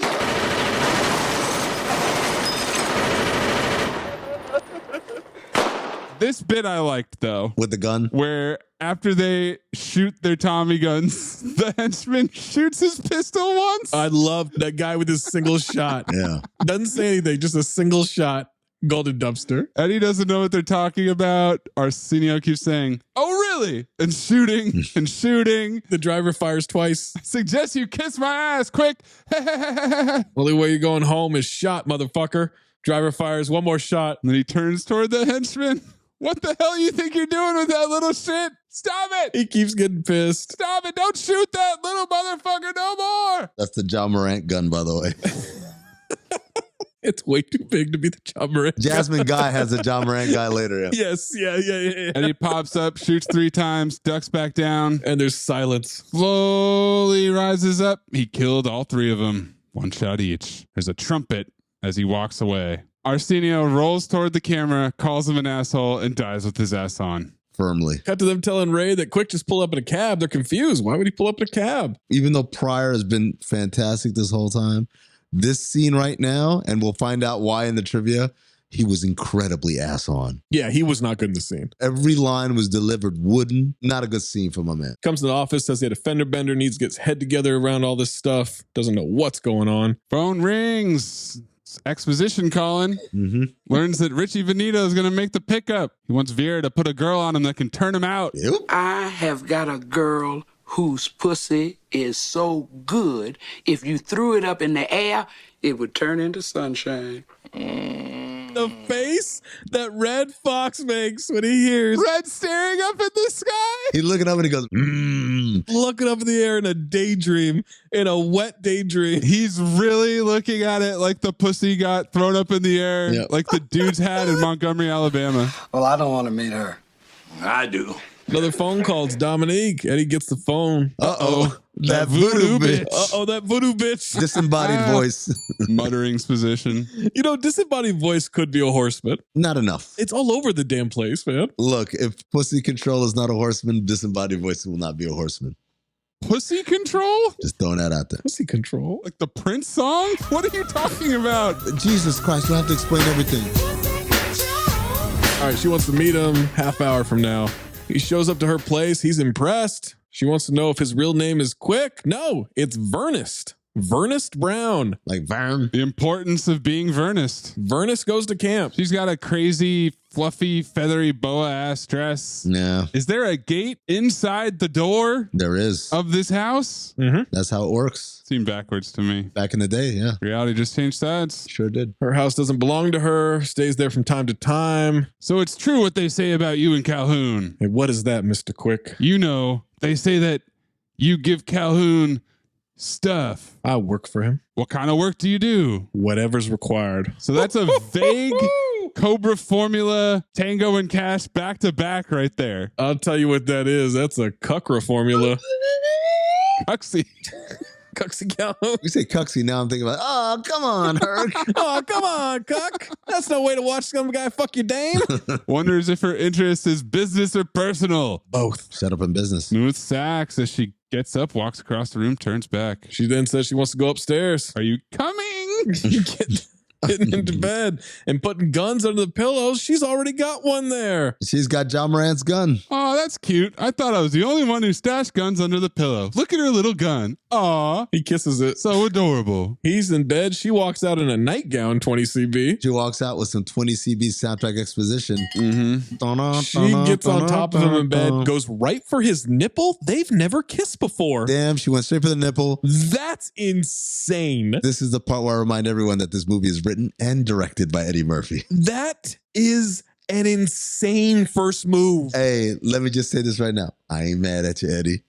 I'm not. If you were writing and directing this scene, Zach, I would have her grab my dick. I would not be like, yeah, go for the nipple right away. Are you kidding me? I was looking for a sleight of hand or something. Nope. No. She just sucks his nipple. Yes, she does. Well, he leads with his tongue. It's clearly what he's into. He wrote it, motherfucker. Of course that's what he's into. And directed. I'm not doubting that he's into this. I'm saying for two people who has never so much as kissed, for her first move to be to suck his nipple in 1938. In 1938, no less, is fucking crazy. I like the idea you guys will shake hands in 38. You had sex through a sheet back then. She sucks his nipple before anything. Golden dumpster, by the way. Oh, absolutely. We get a shot of the candles, then a cut to the candles melted down. Ah, the old melted candle trick. Early 20CB. They had sex. She's lying on top of him. He said she was unbelievable. So were you, Vernus Brown. You're the only person who call me Vernus Brown and make it sound good and get away with it. I got a question. You know what we was just doing? Was that work? Well, I know work was being done. I know I was working. I was doing serious. I was working. But was that work for you or was that personal? Both.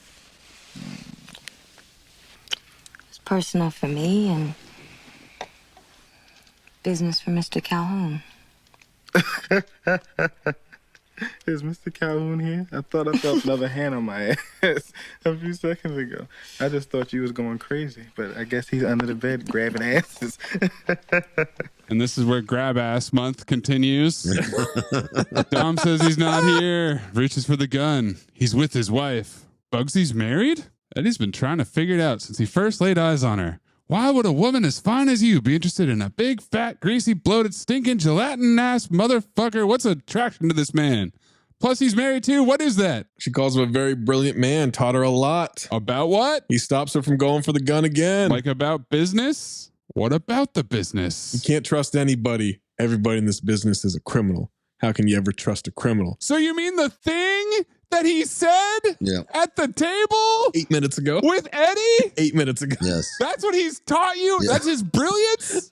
You just learned it 8 minutes ago. It's top of mind. Yeah. Tactical fucking redundancy. Now she's got the gun. Supposed to kill him? You would make love to me first, then shoot me? That's the dream, if we're being honest. Hey, man, let me say this. If Jasmine Guy wanted me to go that way, I would go that way. If this is how I get scammed or how I get murdered or whatever. I'd do what he loved. I'm sorry, Vernest. It's only business. Pulls the trigger, it clicks. He says this is personal. His hands come from behind the pillow. With a gun. Guess what? Bang, bang. But we don't see it. Cut to a fist slamming on a table. But we still hear a gunshot sound, which is weird. Yeah. It's a loud fist.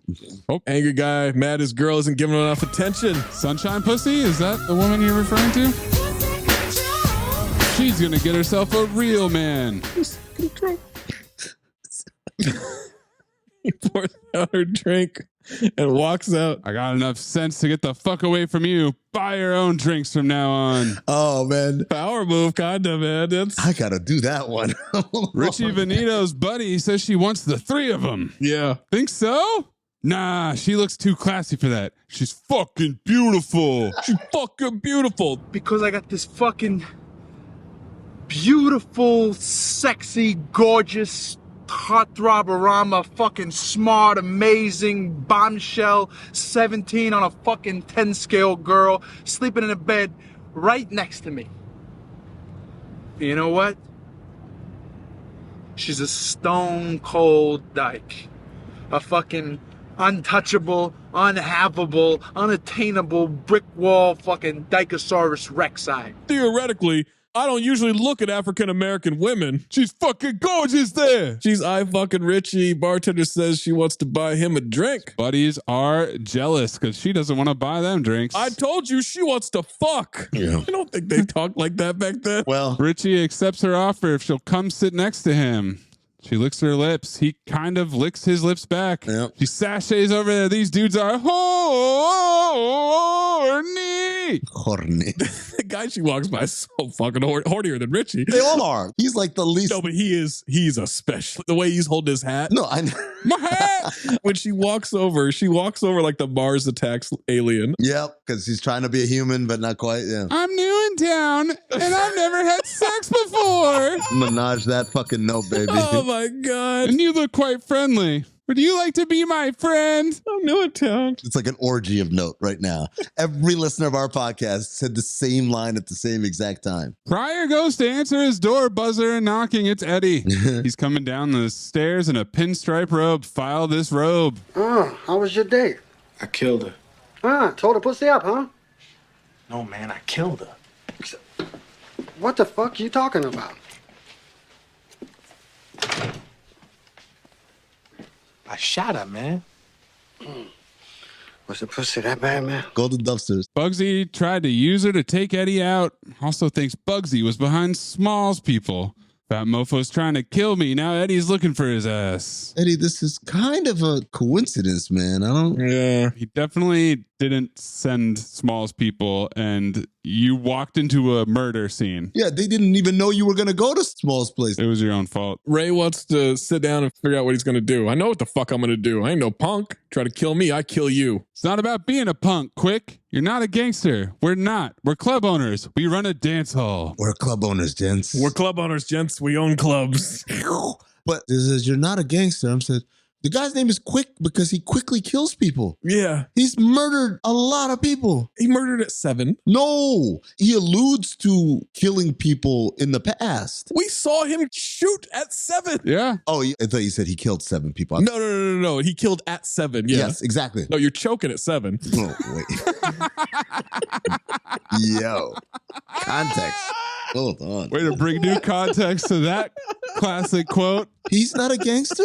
You run a numbers racket. You murder people. He's not a gangster. His real name's Vernest. Yeah, I guess so. Better yet, I mean, he says Calhoune is a cold-hearted killer. He'll have your ass killed. Who has he killed? Nobody. Well, Smalls. He had Smalls killed. He had him killed. He's also a club owner. Yeah, he's not a killer. He runs clubs. He's a killer in the sense that, like, he has people killed. Not that he does it himself, although he becomes surprisingly very hands-on towards the end of this movie. But he's also less of a killer than Eddie is a gangster. This speech from Pryor is reinforcing poorly in both directions things that are not true. Pryor makes a great point. Eddie may be a gangster, but he don't have a gang. You know what I'm saying? Like, right. This dude has cops. He's got judges, all that shit. He doesn't even have to handle it himself. There's just nothing you're going to do. You don't even know. You can't even walk down the street. They got people everywhere. Tells Eddie they need a place to lay low. What are they going to put on your tombstone? Here lies a man, 27 years old. He died, but he ain't no punk. I laughed. Hey, man, that's bullshit, okay? It ain't cool to die at 27. Yeah. I'm not going to let you do that to yourself. I'm not going to let you do that to me. Because they kill you,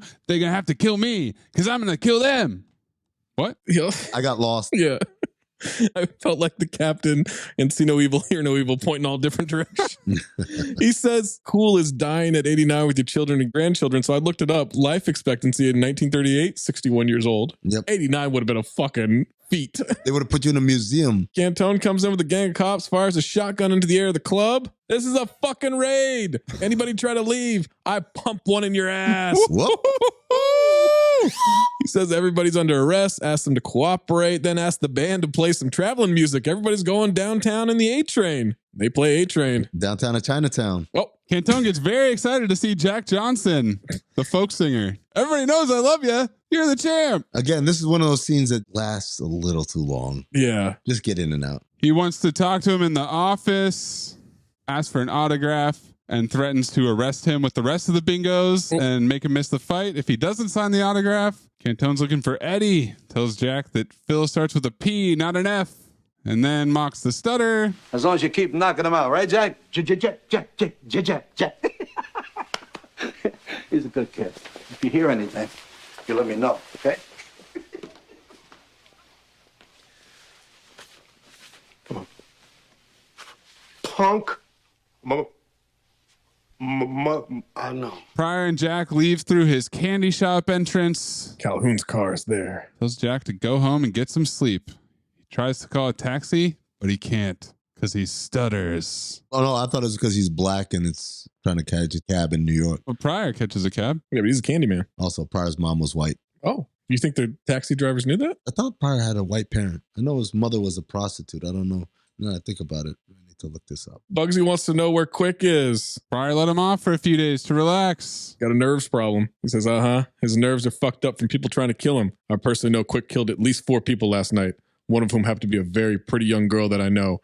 Now, you wouldn't know anything about that, would you, Ray? Pryor feigns ignorance. I hear all these things, Ray, and I start to add them up. And you know what I come up with? No, you don't? Cobra formula. I come up with a smart old man who's been in this game long enough to know when his run is finished and it's time to leave. I come up with a dumb, young, hothead son of a bitch who thinks he's tough and may want to start some shit instead of letting things take their natural course. That's what I come up with, Ray. A young, dumb fuck who's going to fuck around and make it 2 less bingos in the world. Oh. 1 old and 1 young. I got very confused in this little speech too. Like, wait, what? Some of this writing is just, oh my God. If it's not repeating something we've already heard, it's confusing what we already know is going to happen. I'm the dude disguised as another dude trying to do this dude. I know who I am. Ray goes to the precinct with a briefcase and a list of people he wants bailed out. It's 125 people on that list. Yeah. Cop goes to his buddies to talk shit about it. A fancy African-American guy wants to bail all those people out. Probably some nut. Tell him how much it'll cost. He'll probably run off scared. They laugh. This smug cop tells him the bail amount is $7,500. And today, money, that is $160,000. It sure is. Pryor tosses the bundle of money on the desk. Give me a receipt. Top 5 power move. I kind of feel like you got to have some questions about where that money came from. He's the candy man. if you've got that much money, I feel like you can kind of go toe to toe with this Bugsy guy. 100%. You get people on the payroll. Yeah, for sure. I get it. You just want to have like a chill after hours spot, but you might need to get a gang. I mean, they're making 15, 20 grand a week. That's a lot of money. Yeah. They scrape together 200 grand worth of spare cash. They scraped together 200 grand in cash. That's my favorite. Scrape together was the literal words he used. Ragtime piano as he watches the people walk out of jail. Beer comes out. Kiss my entire ass. She saunters out, and then I wrote, oh, wait, no. Her pinky toe was blown off. She's limping. 9 toe. Now, Red, Quick, Ray, and Vera are sitting around talking. Red says, Quick, you should have seen it. 30 limousines filled with Opes drives off into the sunset. White boys didn't know what to do with themselves. And dig this. In every limousine was a box of candy and a note. Sorry for the inconvenience. Good Lord, you're a cool, sweet motherfucker, sugar.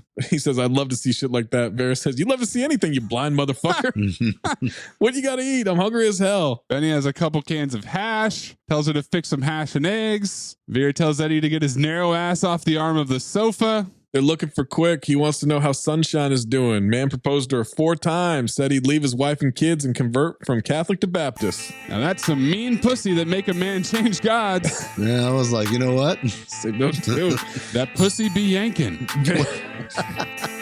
Clip it, Maze. Just clip that for the intro. I can't even lie, fuck better when I'm drinking. Ride dick like a pro, throw the pussy like I'm famous. Pussy feel so good, feel like the rubber all fainted. You ain't gotta tell me, I know this pussy be yanking. This pussy be yank, I know this pussy be yanking. This pussy be yank, I know this pussy be yanking. This pussy be yank, I know this pussy be yanking. You ain't gotta tell me, I know this pussy be yanking.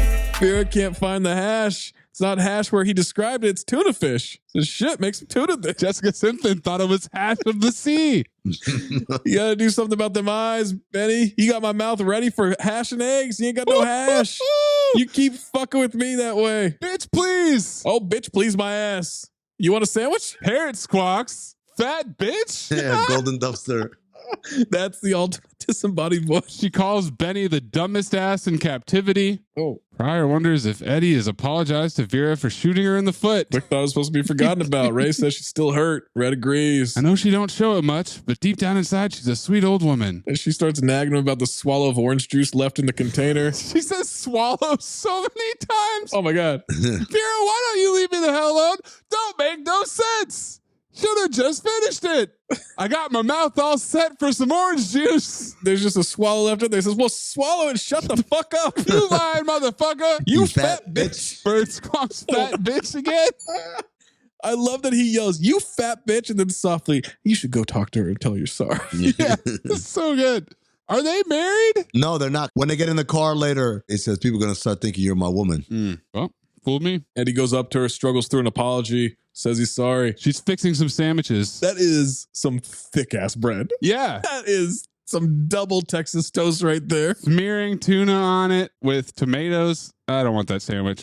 No, thank you. I do. No, I don't want any food in the 30s. You can't stand the silly shit. The orange juice situation is just dumb. Quick wishes. What happened never happened. Appreciates everything she's done for him. Slaps her on the shoulder. Sorry. Take your sorry ass in there. Tell Sugar to send somebody to get some orange juice. I love you too. Says she loves that sweet little old boy. Kind of like Maze. Starts getting emotional like Amin thinking about Duke dying in Rocky. Oh, fuck. Richie is absolutely clitnitized. Yanked. In bed. That's why I was like, yo, undefeated, never lost. He's fallen in love. Nobody ever made him feel this way. He wants to see her again. Exposition that he's doing the fight shit. They set up a time. She convinces him to pick her up along the way. Yeah. Oh, Richie, you make me so happy. I have to admit, when we first met, I was intimidated by you. You were? And when we made love, I held back. You did? It's essentially that Vince McMahon meme where he's like sitting in the chair. He's interested, and then he's very interested. He's very horny. Now he's falling over, jacking off. Galaxy brain. Yes. Shit is about to go down. Now that I've opened up and told you the truth about myself, I just want to be completely free to do any and everything you want to me. Oh, God. As she's saying this, she's rubbing his chest and his nipples over and over and over again. A lot of nipple play in this. Eddie's on set. Rub his nipples. Yeah. Fondle the nipples. Touch boobs. All right, she'll see him tomorrow. Richie, I think I'm falling in love with you. He starts crying. A tear comes down his face. At least I think that was a tear. I guess I don't know what that was. Sits up, thinks about it. Texture, the consistency. Uses the old phone and tells the operator to call his family. Hello, it's Daddy. Hey, darling, put Mommy on the phone. Yeah, Barbara, it's Richie. Yeah, look, I ain't never coming home no more. Take it easy. 20 CB, man. You can just phone in a divorce? I wrote, and there's Amin's golden dumpster. Look, I ain't never coming home no more. Take it easy. Take it sleazy. Take it sleazy. Canton tells Calhoune about the bail pickup. Nobody's seen Quick. Recaps position. Oh, my God. We get some tough guy talk. I want it closed permanently. Cut to Sugar Ray's has been burned. Very badly burnt. Still there. It's very, very badly burnt. Time for the fight. Old school cameras with accordion lenses. It has to smell awful in that boxing match. Absolutely. The people, right? Everyone there. That's all I could think about during that scene. Old-timey announcer, not Michael Buffer, introduces the Irish Iron Man. The Irish Iron Man, the King of Sting, the Count of Monte Fisto. Irish Terry Conklin. And then, surprisingly, Jack Johnson doesn't get any nicknames. Racism. He's the champ, I guess. I don't know. All the whites sit down. Jack tells them, don't take this ass whooping personally. They had mouthpieces in the 30s? There's no fucking way. I'm surprised they had gloves. Same note, too. Probably calf's liver. Dried calf's liver in their mouths. Jenkins is punching the shit out of him. Oh, yeah. Oh, my God. I love this, though. The white guy lands one punch and the crowd goes nuts. And the crowd goes nuts. But if you guys notice, it's just the lower bowl. Yeah. The floor seats. That was a great little detail there. That was really good. One of the broadcasters sitting ringside is Michael Buffer. While everyone else is dressed like a typical media guy, you know, with the hat and like a gray suit or a drab suit, Michael Buffer is wearing a tuxedo, a very modern looking tuxedo, I might add. All right. We cut to the Pity Pat Club. And boys, I didn't think this would ever happen. But Steve Gettenberg. Wait. Move your fucking ass off the best dancer of all time in Cinephobe history, because my man with the maracas.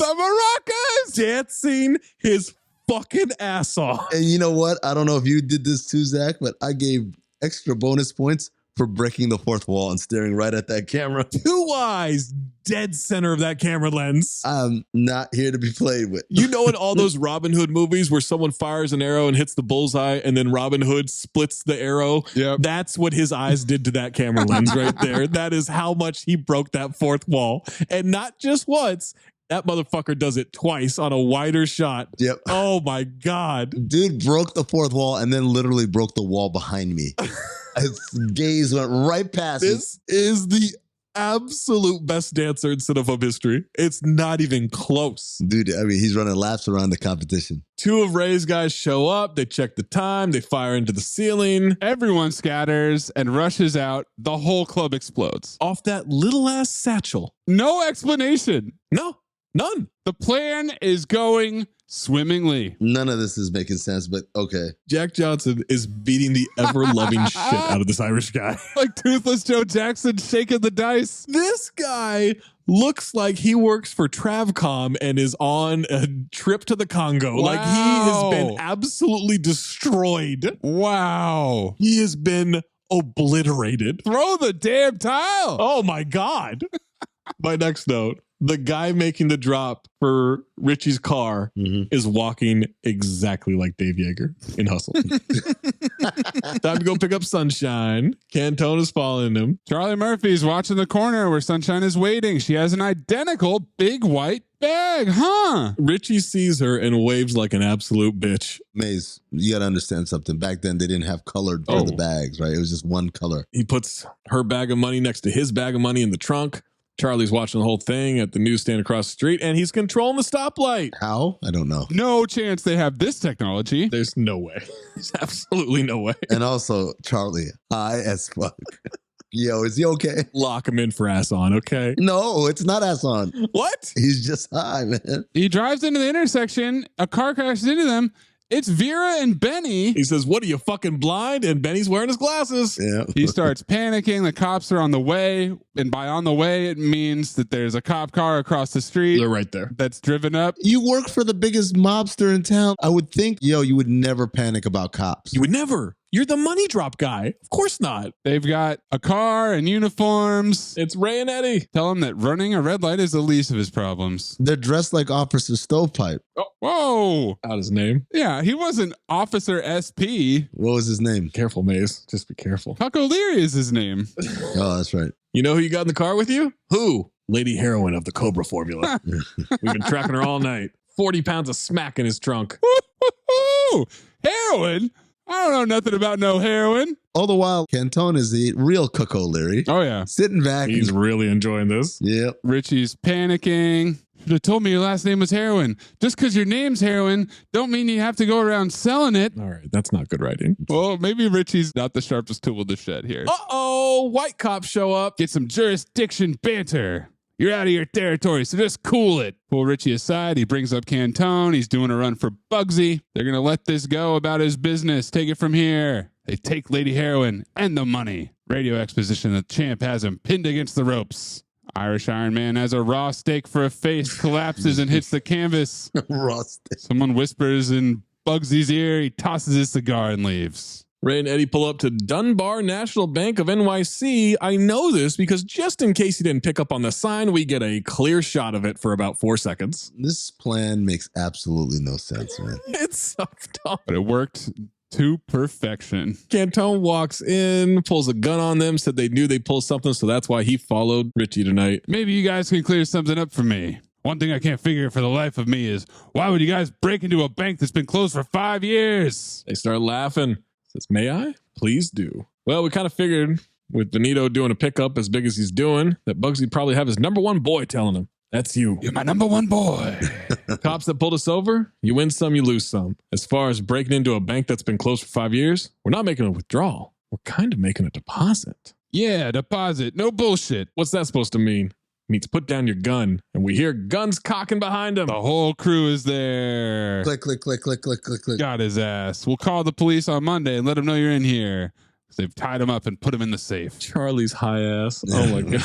Oh my god. He's the scientist of the crew. He's the Laszlo. Running the calculations on safe oxygen. Give or take. A couple hours. Asshole. Eddie starts showing him how to take small, short breaths. If he gasps, he's a dead motherfucker. And then they let Cantone take small, short breaths for a really long time. Bugsy's furious. Gonna put an end to this Sugar Ray shit tonight. Richie shows up, open his bag. It's a bunch of rolls of napkins. Explains he had an accident. Cops pulled him over. Took the wrong bag. They thought it was heroin. Bugsy doesn't understand. I had Lady Heroin in the car with me. And you see, I was falling in love with her. I thought I was falling in love with her. And she put 40 pounds of heroin in the trunk with the money, you see.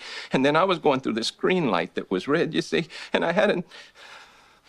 Oh, Jesus, dear Mr. Calhoune, I'm sorry. Well, you're sorry.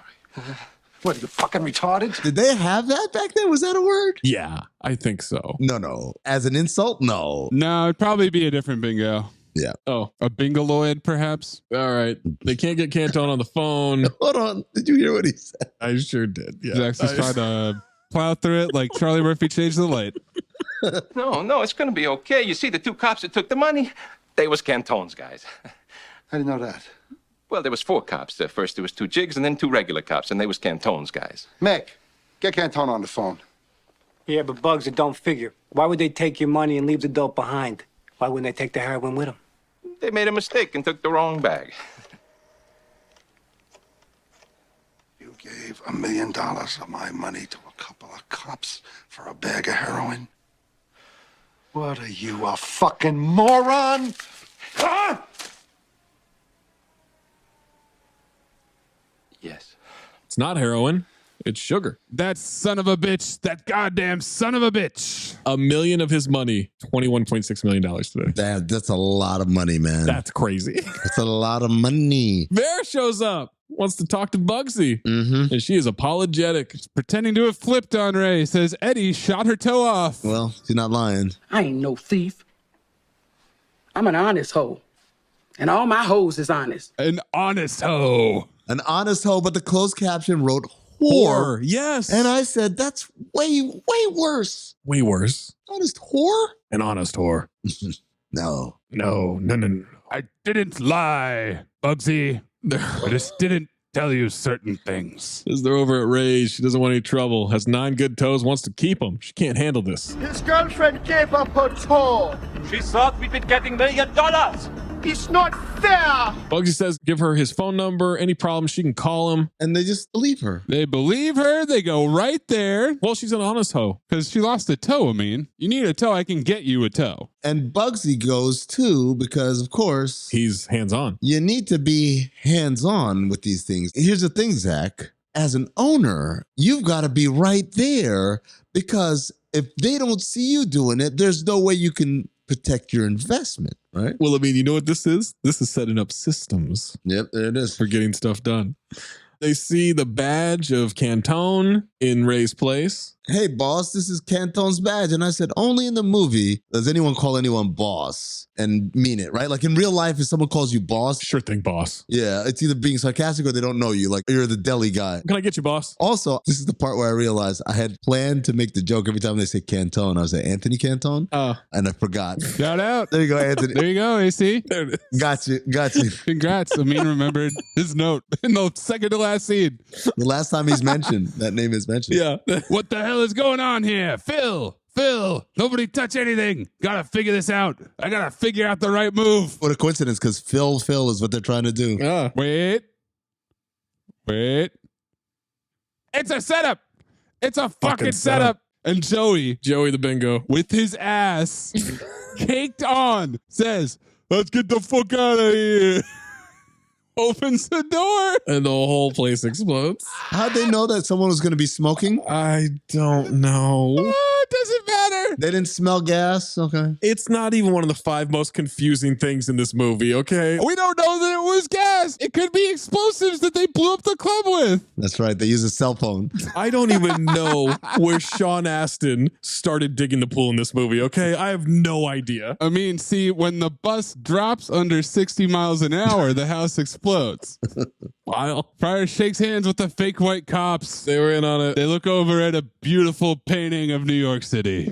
Glorious. Pretty picture. That's a nice painting. Sure gonna miss that place. You know, we can't ever go back there again. You killed them. You killed the head of the mob and like all of his capos and stuff. 100%. Why can't they go back now? I don't know. Man, there's other cities. Find someplace else and start all over again. Why didn't they just do that to begin with? Well, they needed the 50 grand each. Oh. Or the 1 million or $200 million, however much money they just stole. Now you see me 3. But there's no place like Harlem. You ain't lying, sugar. Let me look at it one last time. Don't waste your time. Put your blind ass in the car. I'm gonna kick your ass, Vera, if you talk to me like that. Get your big ass out of my face. Where you wanna go, Pop?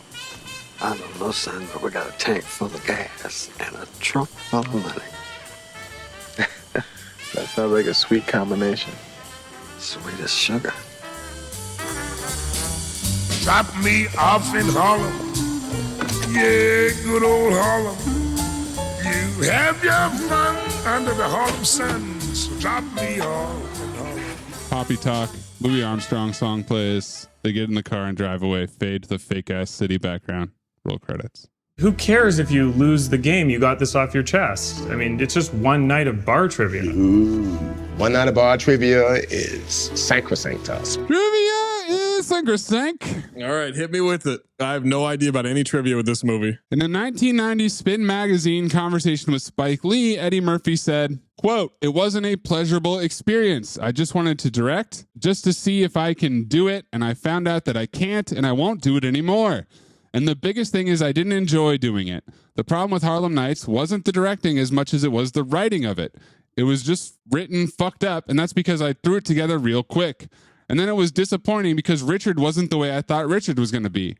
I thought it would be like a collaborative thing where I would get to work with my idol, and then it would be like, this is great. But Richard would come to set, say his line, and leave. It wasn't a collaborative thing." There's two sides to this. On the one side, Eddie says he felt like Richard resented his success and blamed him for his own career's downturn. But from Richard's side, and this is from his autobiography, quote, "I never connected with Eddie. People talked about how my work had influenced Eddie, and perhaps it did, but I always thought Eddie's comedy was mean. I used to say, Eddie, be a little nice, and that would piss him off. I finished Harlem Nights thinking that Eddie didn't like me." So kind of weird. Both sides. Both sides. Yeah. In a 2016 interview with Vulture, Eddie Murphy said, "That movie was a blur. It was Richard Pryor, Robin Harris, all comedians. I remember Richard and Red Fox laughing off stage during the whole movie. The funniest shit was off camera. We're all just crying. Red was a really funny dude. He would have the set screaming all the time, but afterwards it was like, whoa, that's a lot of work. I was really young when I did it. I had 1 foot in the club and 1 foot on the set. A lot of shit going on. It's amazing it came together." He also said he didn't know Pryor was sick at the time. Yeah. He was sick with MS by then, and nobody knew what was going on. And I was like a puppy to him because he was my idol. Quote, "Hey, let's go make this movie." I never put it together what was happening till afterwards. So it was kind of sad, that part of it. Richard toned down the Sugar Ray character, and it wasn't scripted as such, but Pryor believes his performance was the result of being bothered by the recent diagnosis of MS, which he kept to himself at the time. And that's from Gabby Tartakovsky's June 2011 article, Harlem Nights, Eddie Murphy and the Original Gangsters of Black Comedy. This is an interesting piece of trivia here. By his own admission, Eddie Murphy felt that he didn't dedicate enough thought or care to the directing of his debut. He was more concerned at the time with figuring out where the next party was going to be, because as we all know,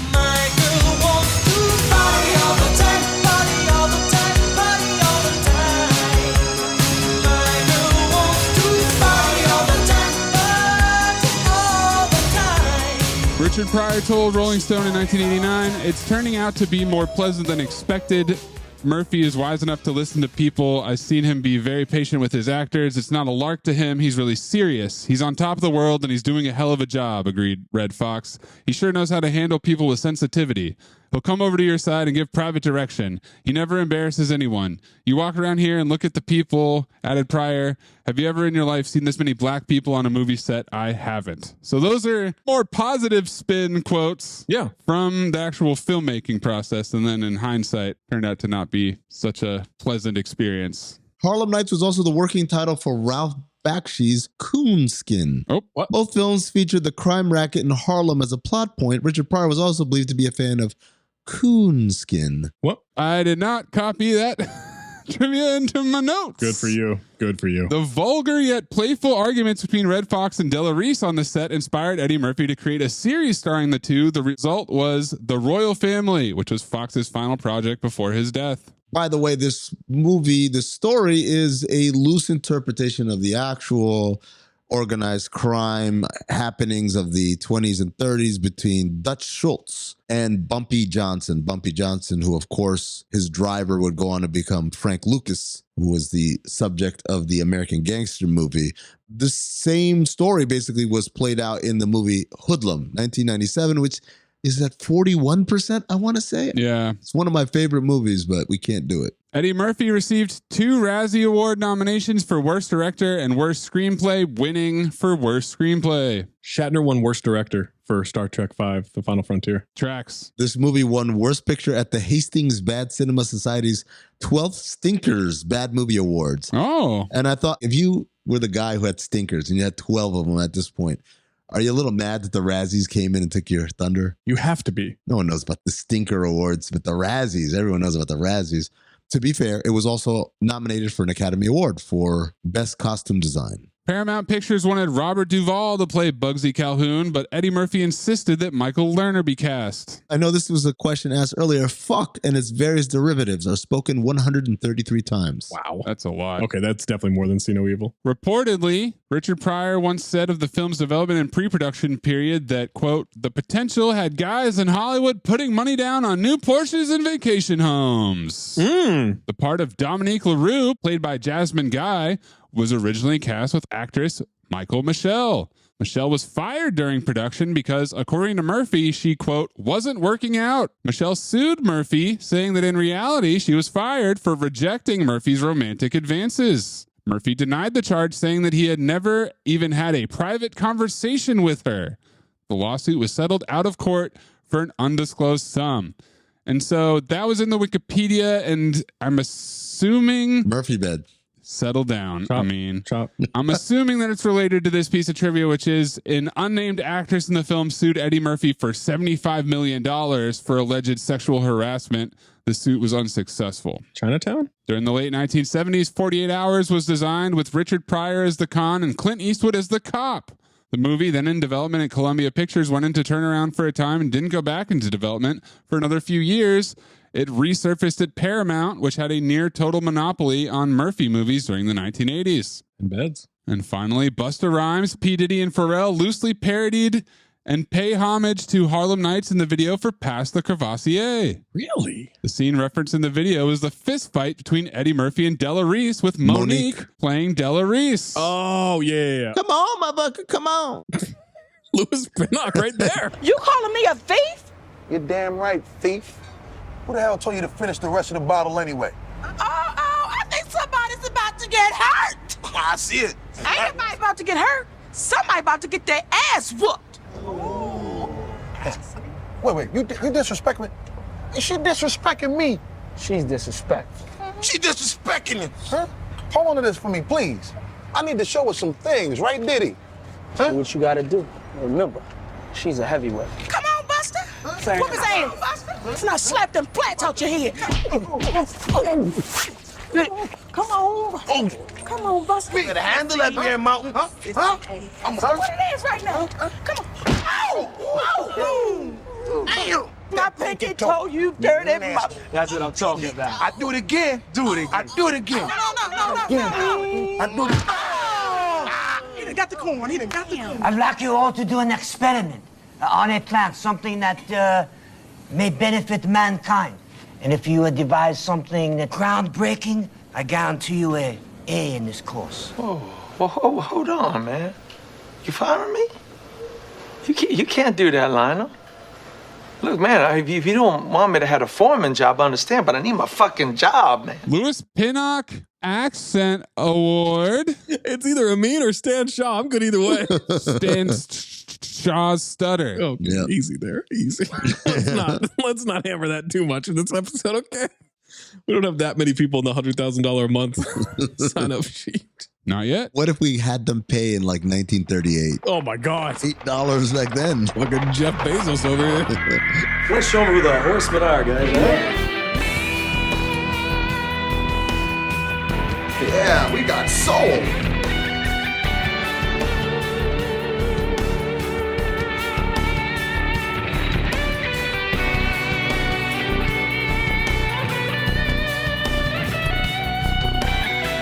Five Horsemen, 20 CB. Obviously, it's a period piece. No. Yeah, I don't like that for it. Kiss my ass. That's all right. Off-camera gunshots or exposition. Oh, exposition is doing cartwheels, man. That's got to be exposition. Yeah. Backflips. I do think disembodied voice is heavy in this movie, but yeah, it is. It's pretty good, but it ain't no goddamn. There's so much tactical redundancy in this movie. Dude, man. Or is it that? Is it tactical redundancy? Is it double elimination? No. Dude, I'm telling you, when she walked in and he said, that's Dominique LaRue. Yeah, right off the bat. That's the girlfriend of the biggest gangster in town. Yeah. His name's Bugsy Donahue or whatever, like, all that shit. Like, what are you doing? I was waiting for Jim Carrey to show up. What are you talking about? Yeah. What are you talking to? Breathe in through nose, out the mouth. Ass on, ass off. Teddy Rex, Moosey Teddy Rex. Teddy Rex, Moosey Teddy Rex. Ass on, fuck it, ass off. Ass on, fuck it, ass off.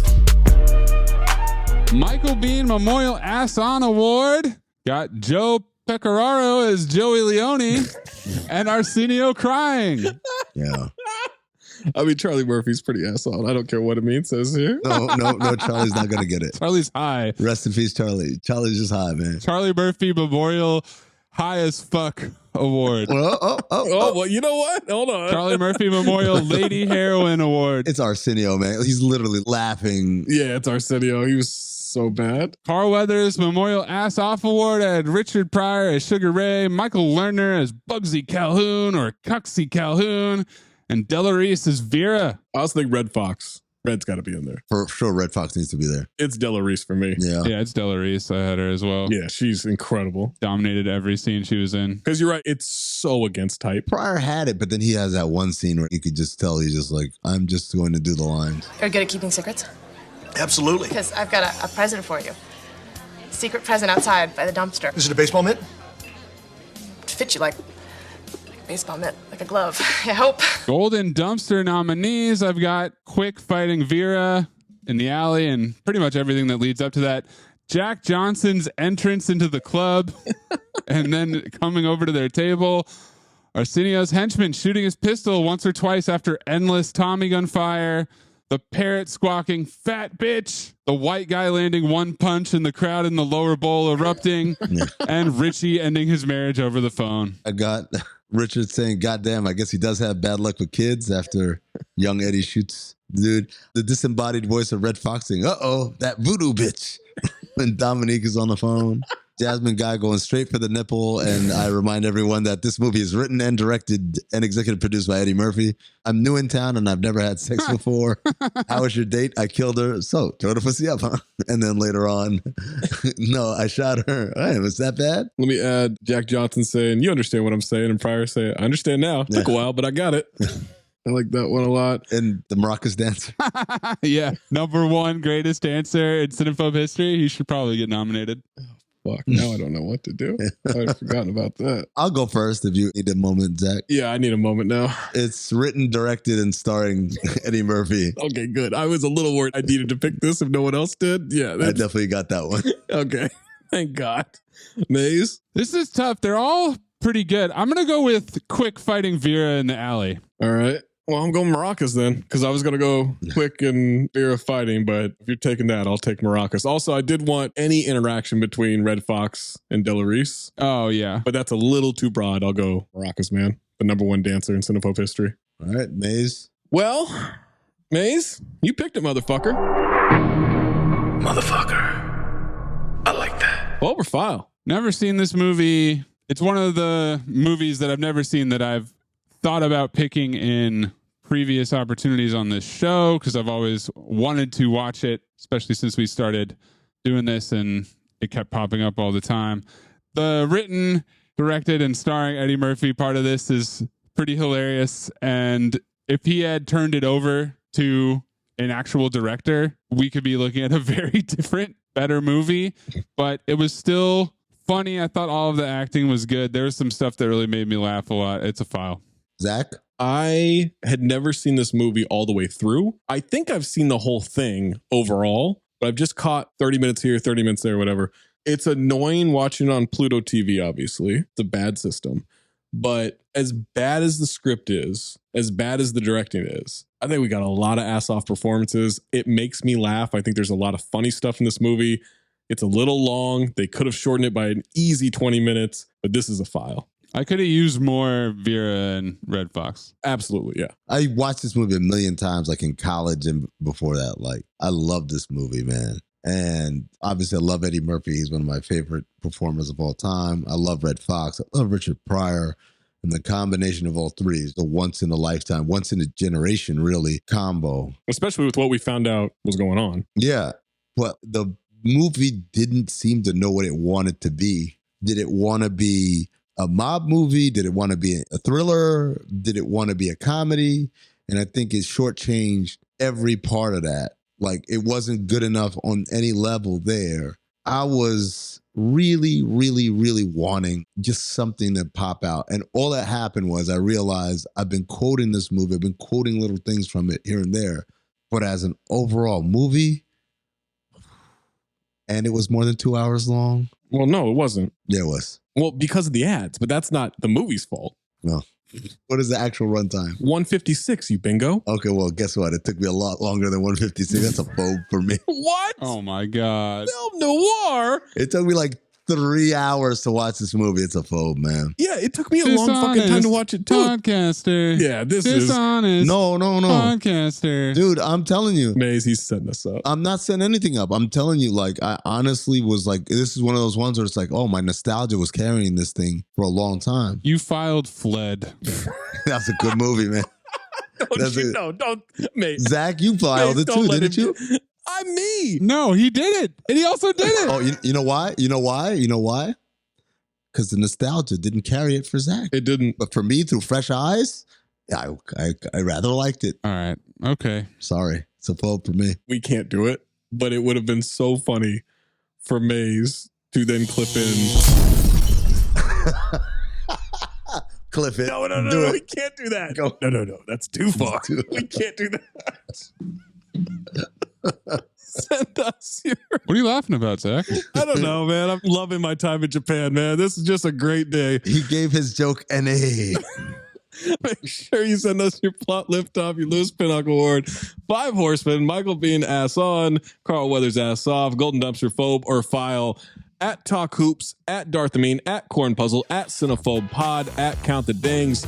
Drop it in the Discord by being a member of the Patreon, patreon.com/Count the Dings. Next time we make love, you introduce me to Jade.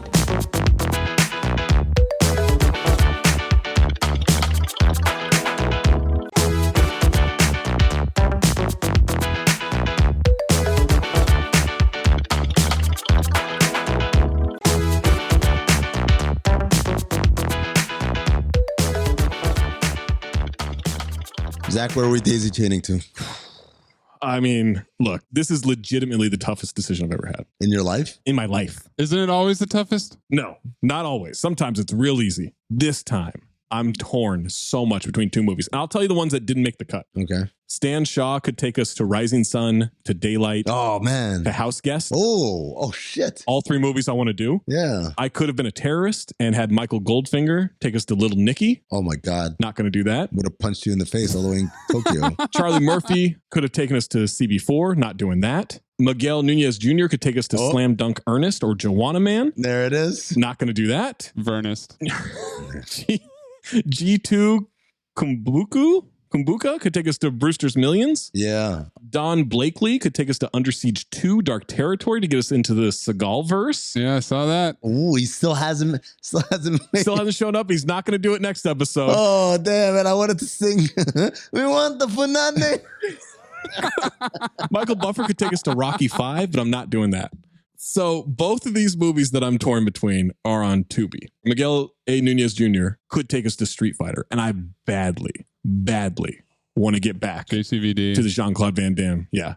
But I don't know why I keep getting put in this position. Uh-oh. I don't like the reputation I have. Zach. You love it. I don't like what's happening. You fucking love it. No, I don't. Then don't do it. Back-to-back picks. What I'm doing here is I'm trying to make sure that we hit the ones that we need to hit, right? Need. And I'm doing this. To quote Zach, Amin? Need is doing a lot of work here. Hold on, Amin. A lot of heavy lifting. Amin, I'm doing this for you. You remember the doorman Yes. in this movie? He gets bribed. Grabs the fuck out of that $20 bill. It's worth $500. Carmen Philby, who's been in a bunch of stuff. He's been in something that barely qualifies. It is a movie that is also on Tubi. It's only an hour and a half. It has one review from the critics. It's at 40% on the audience.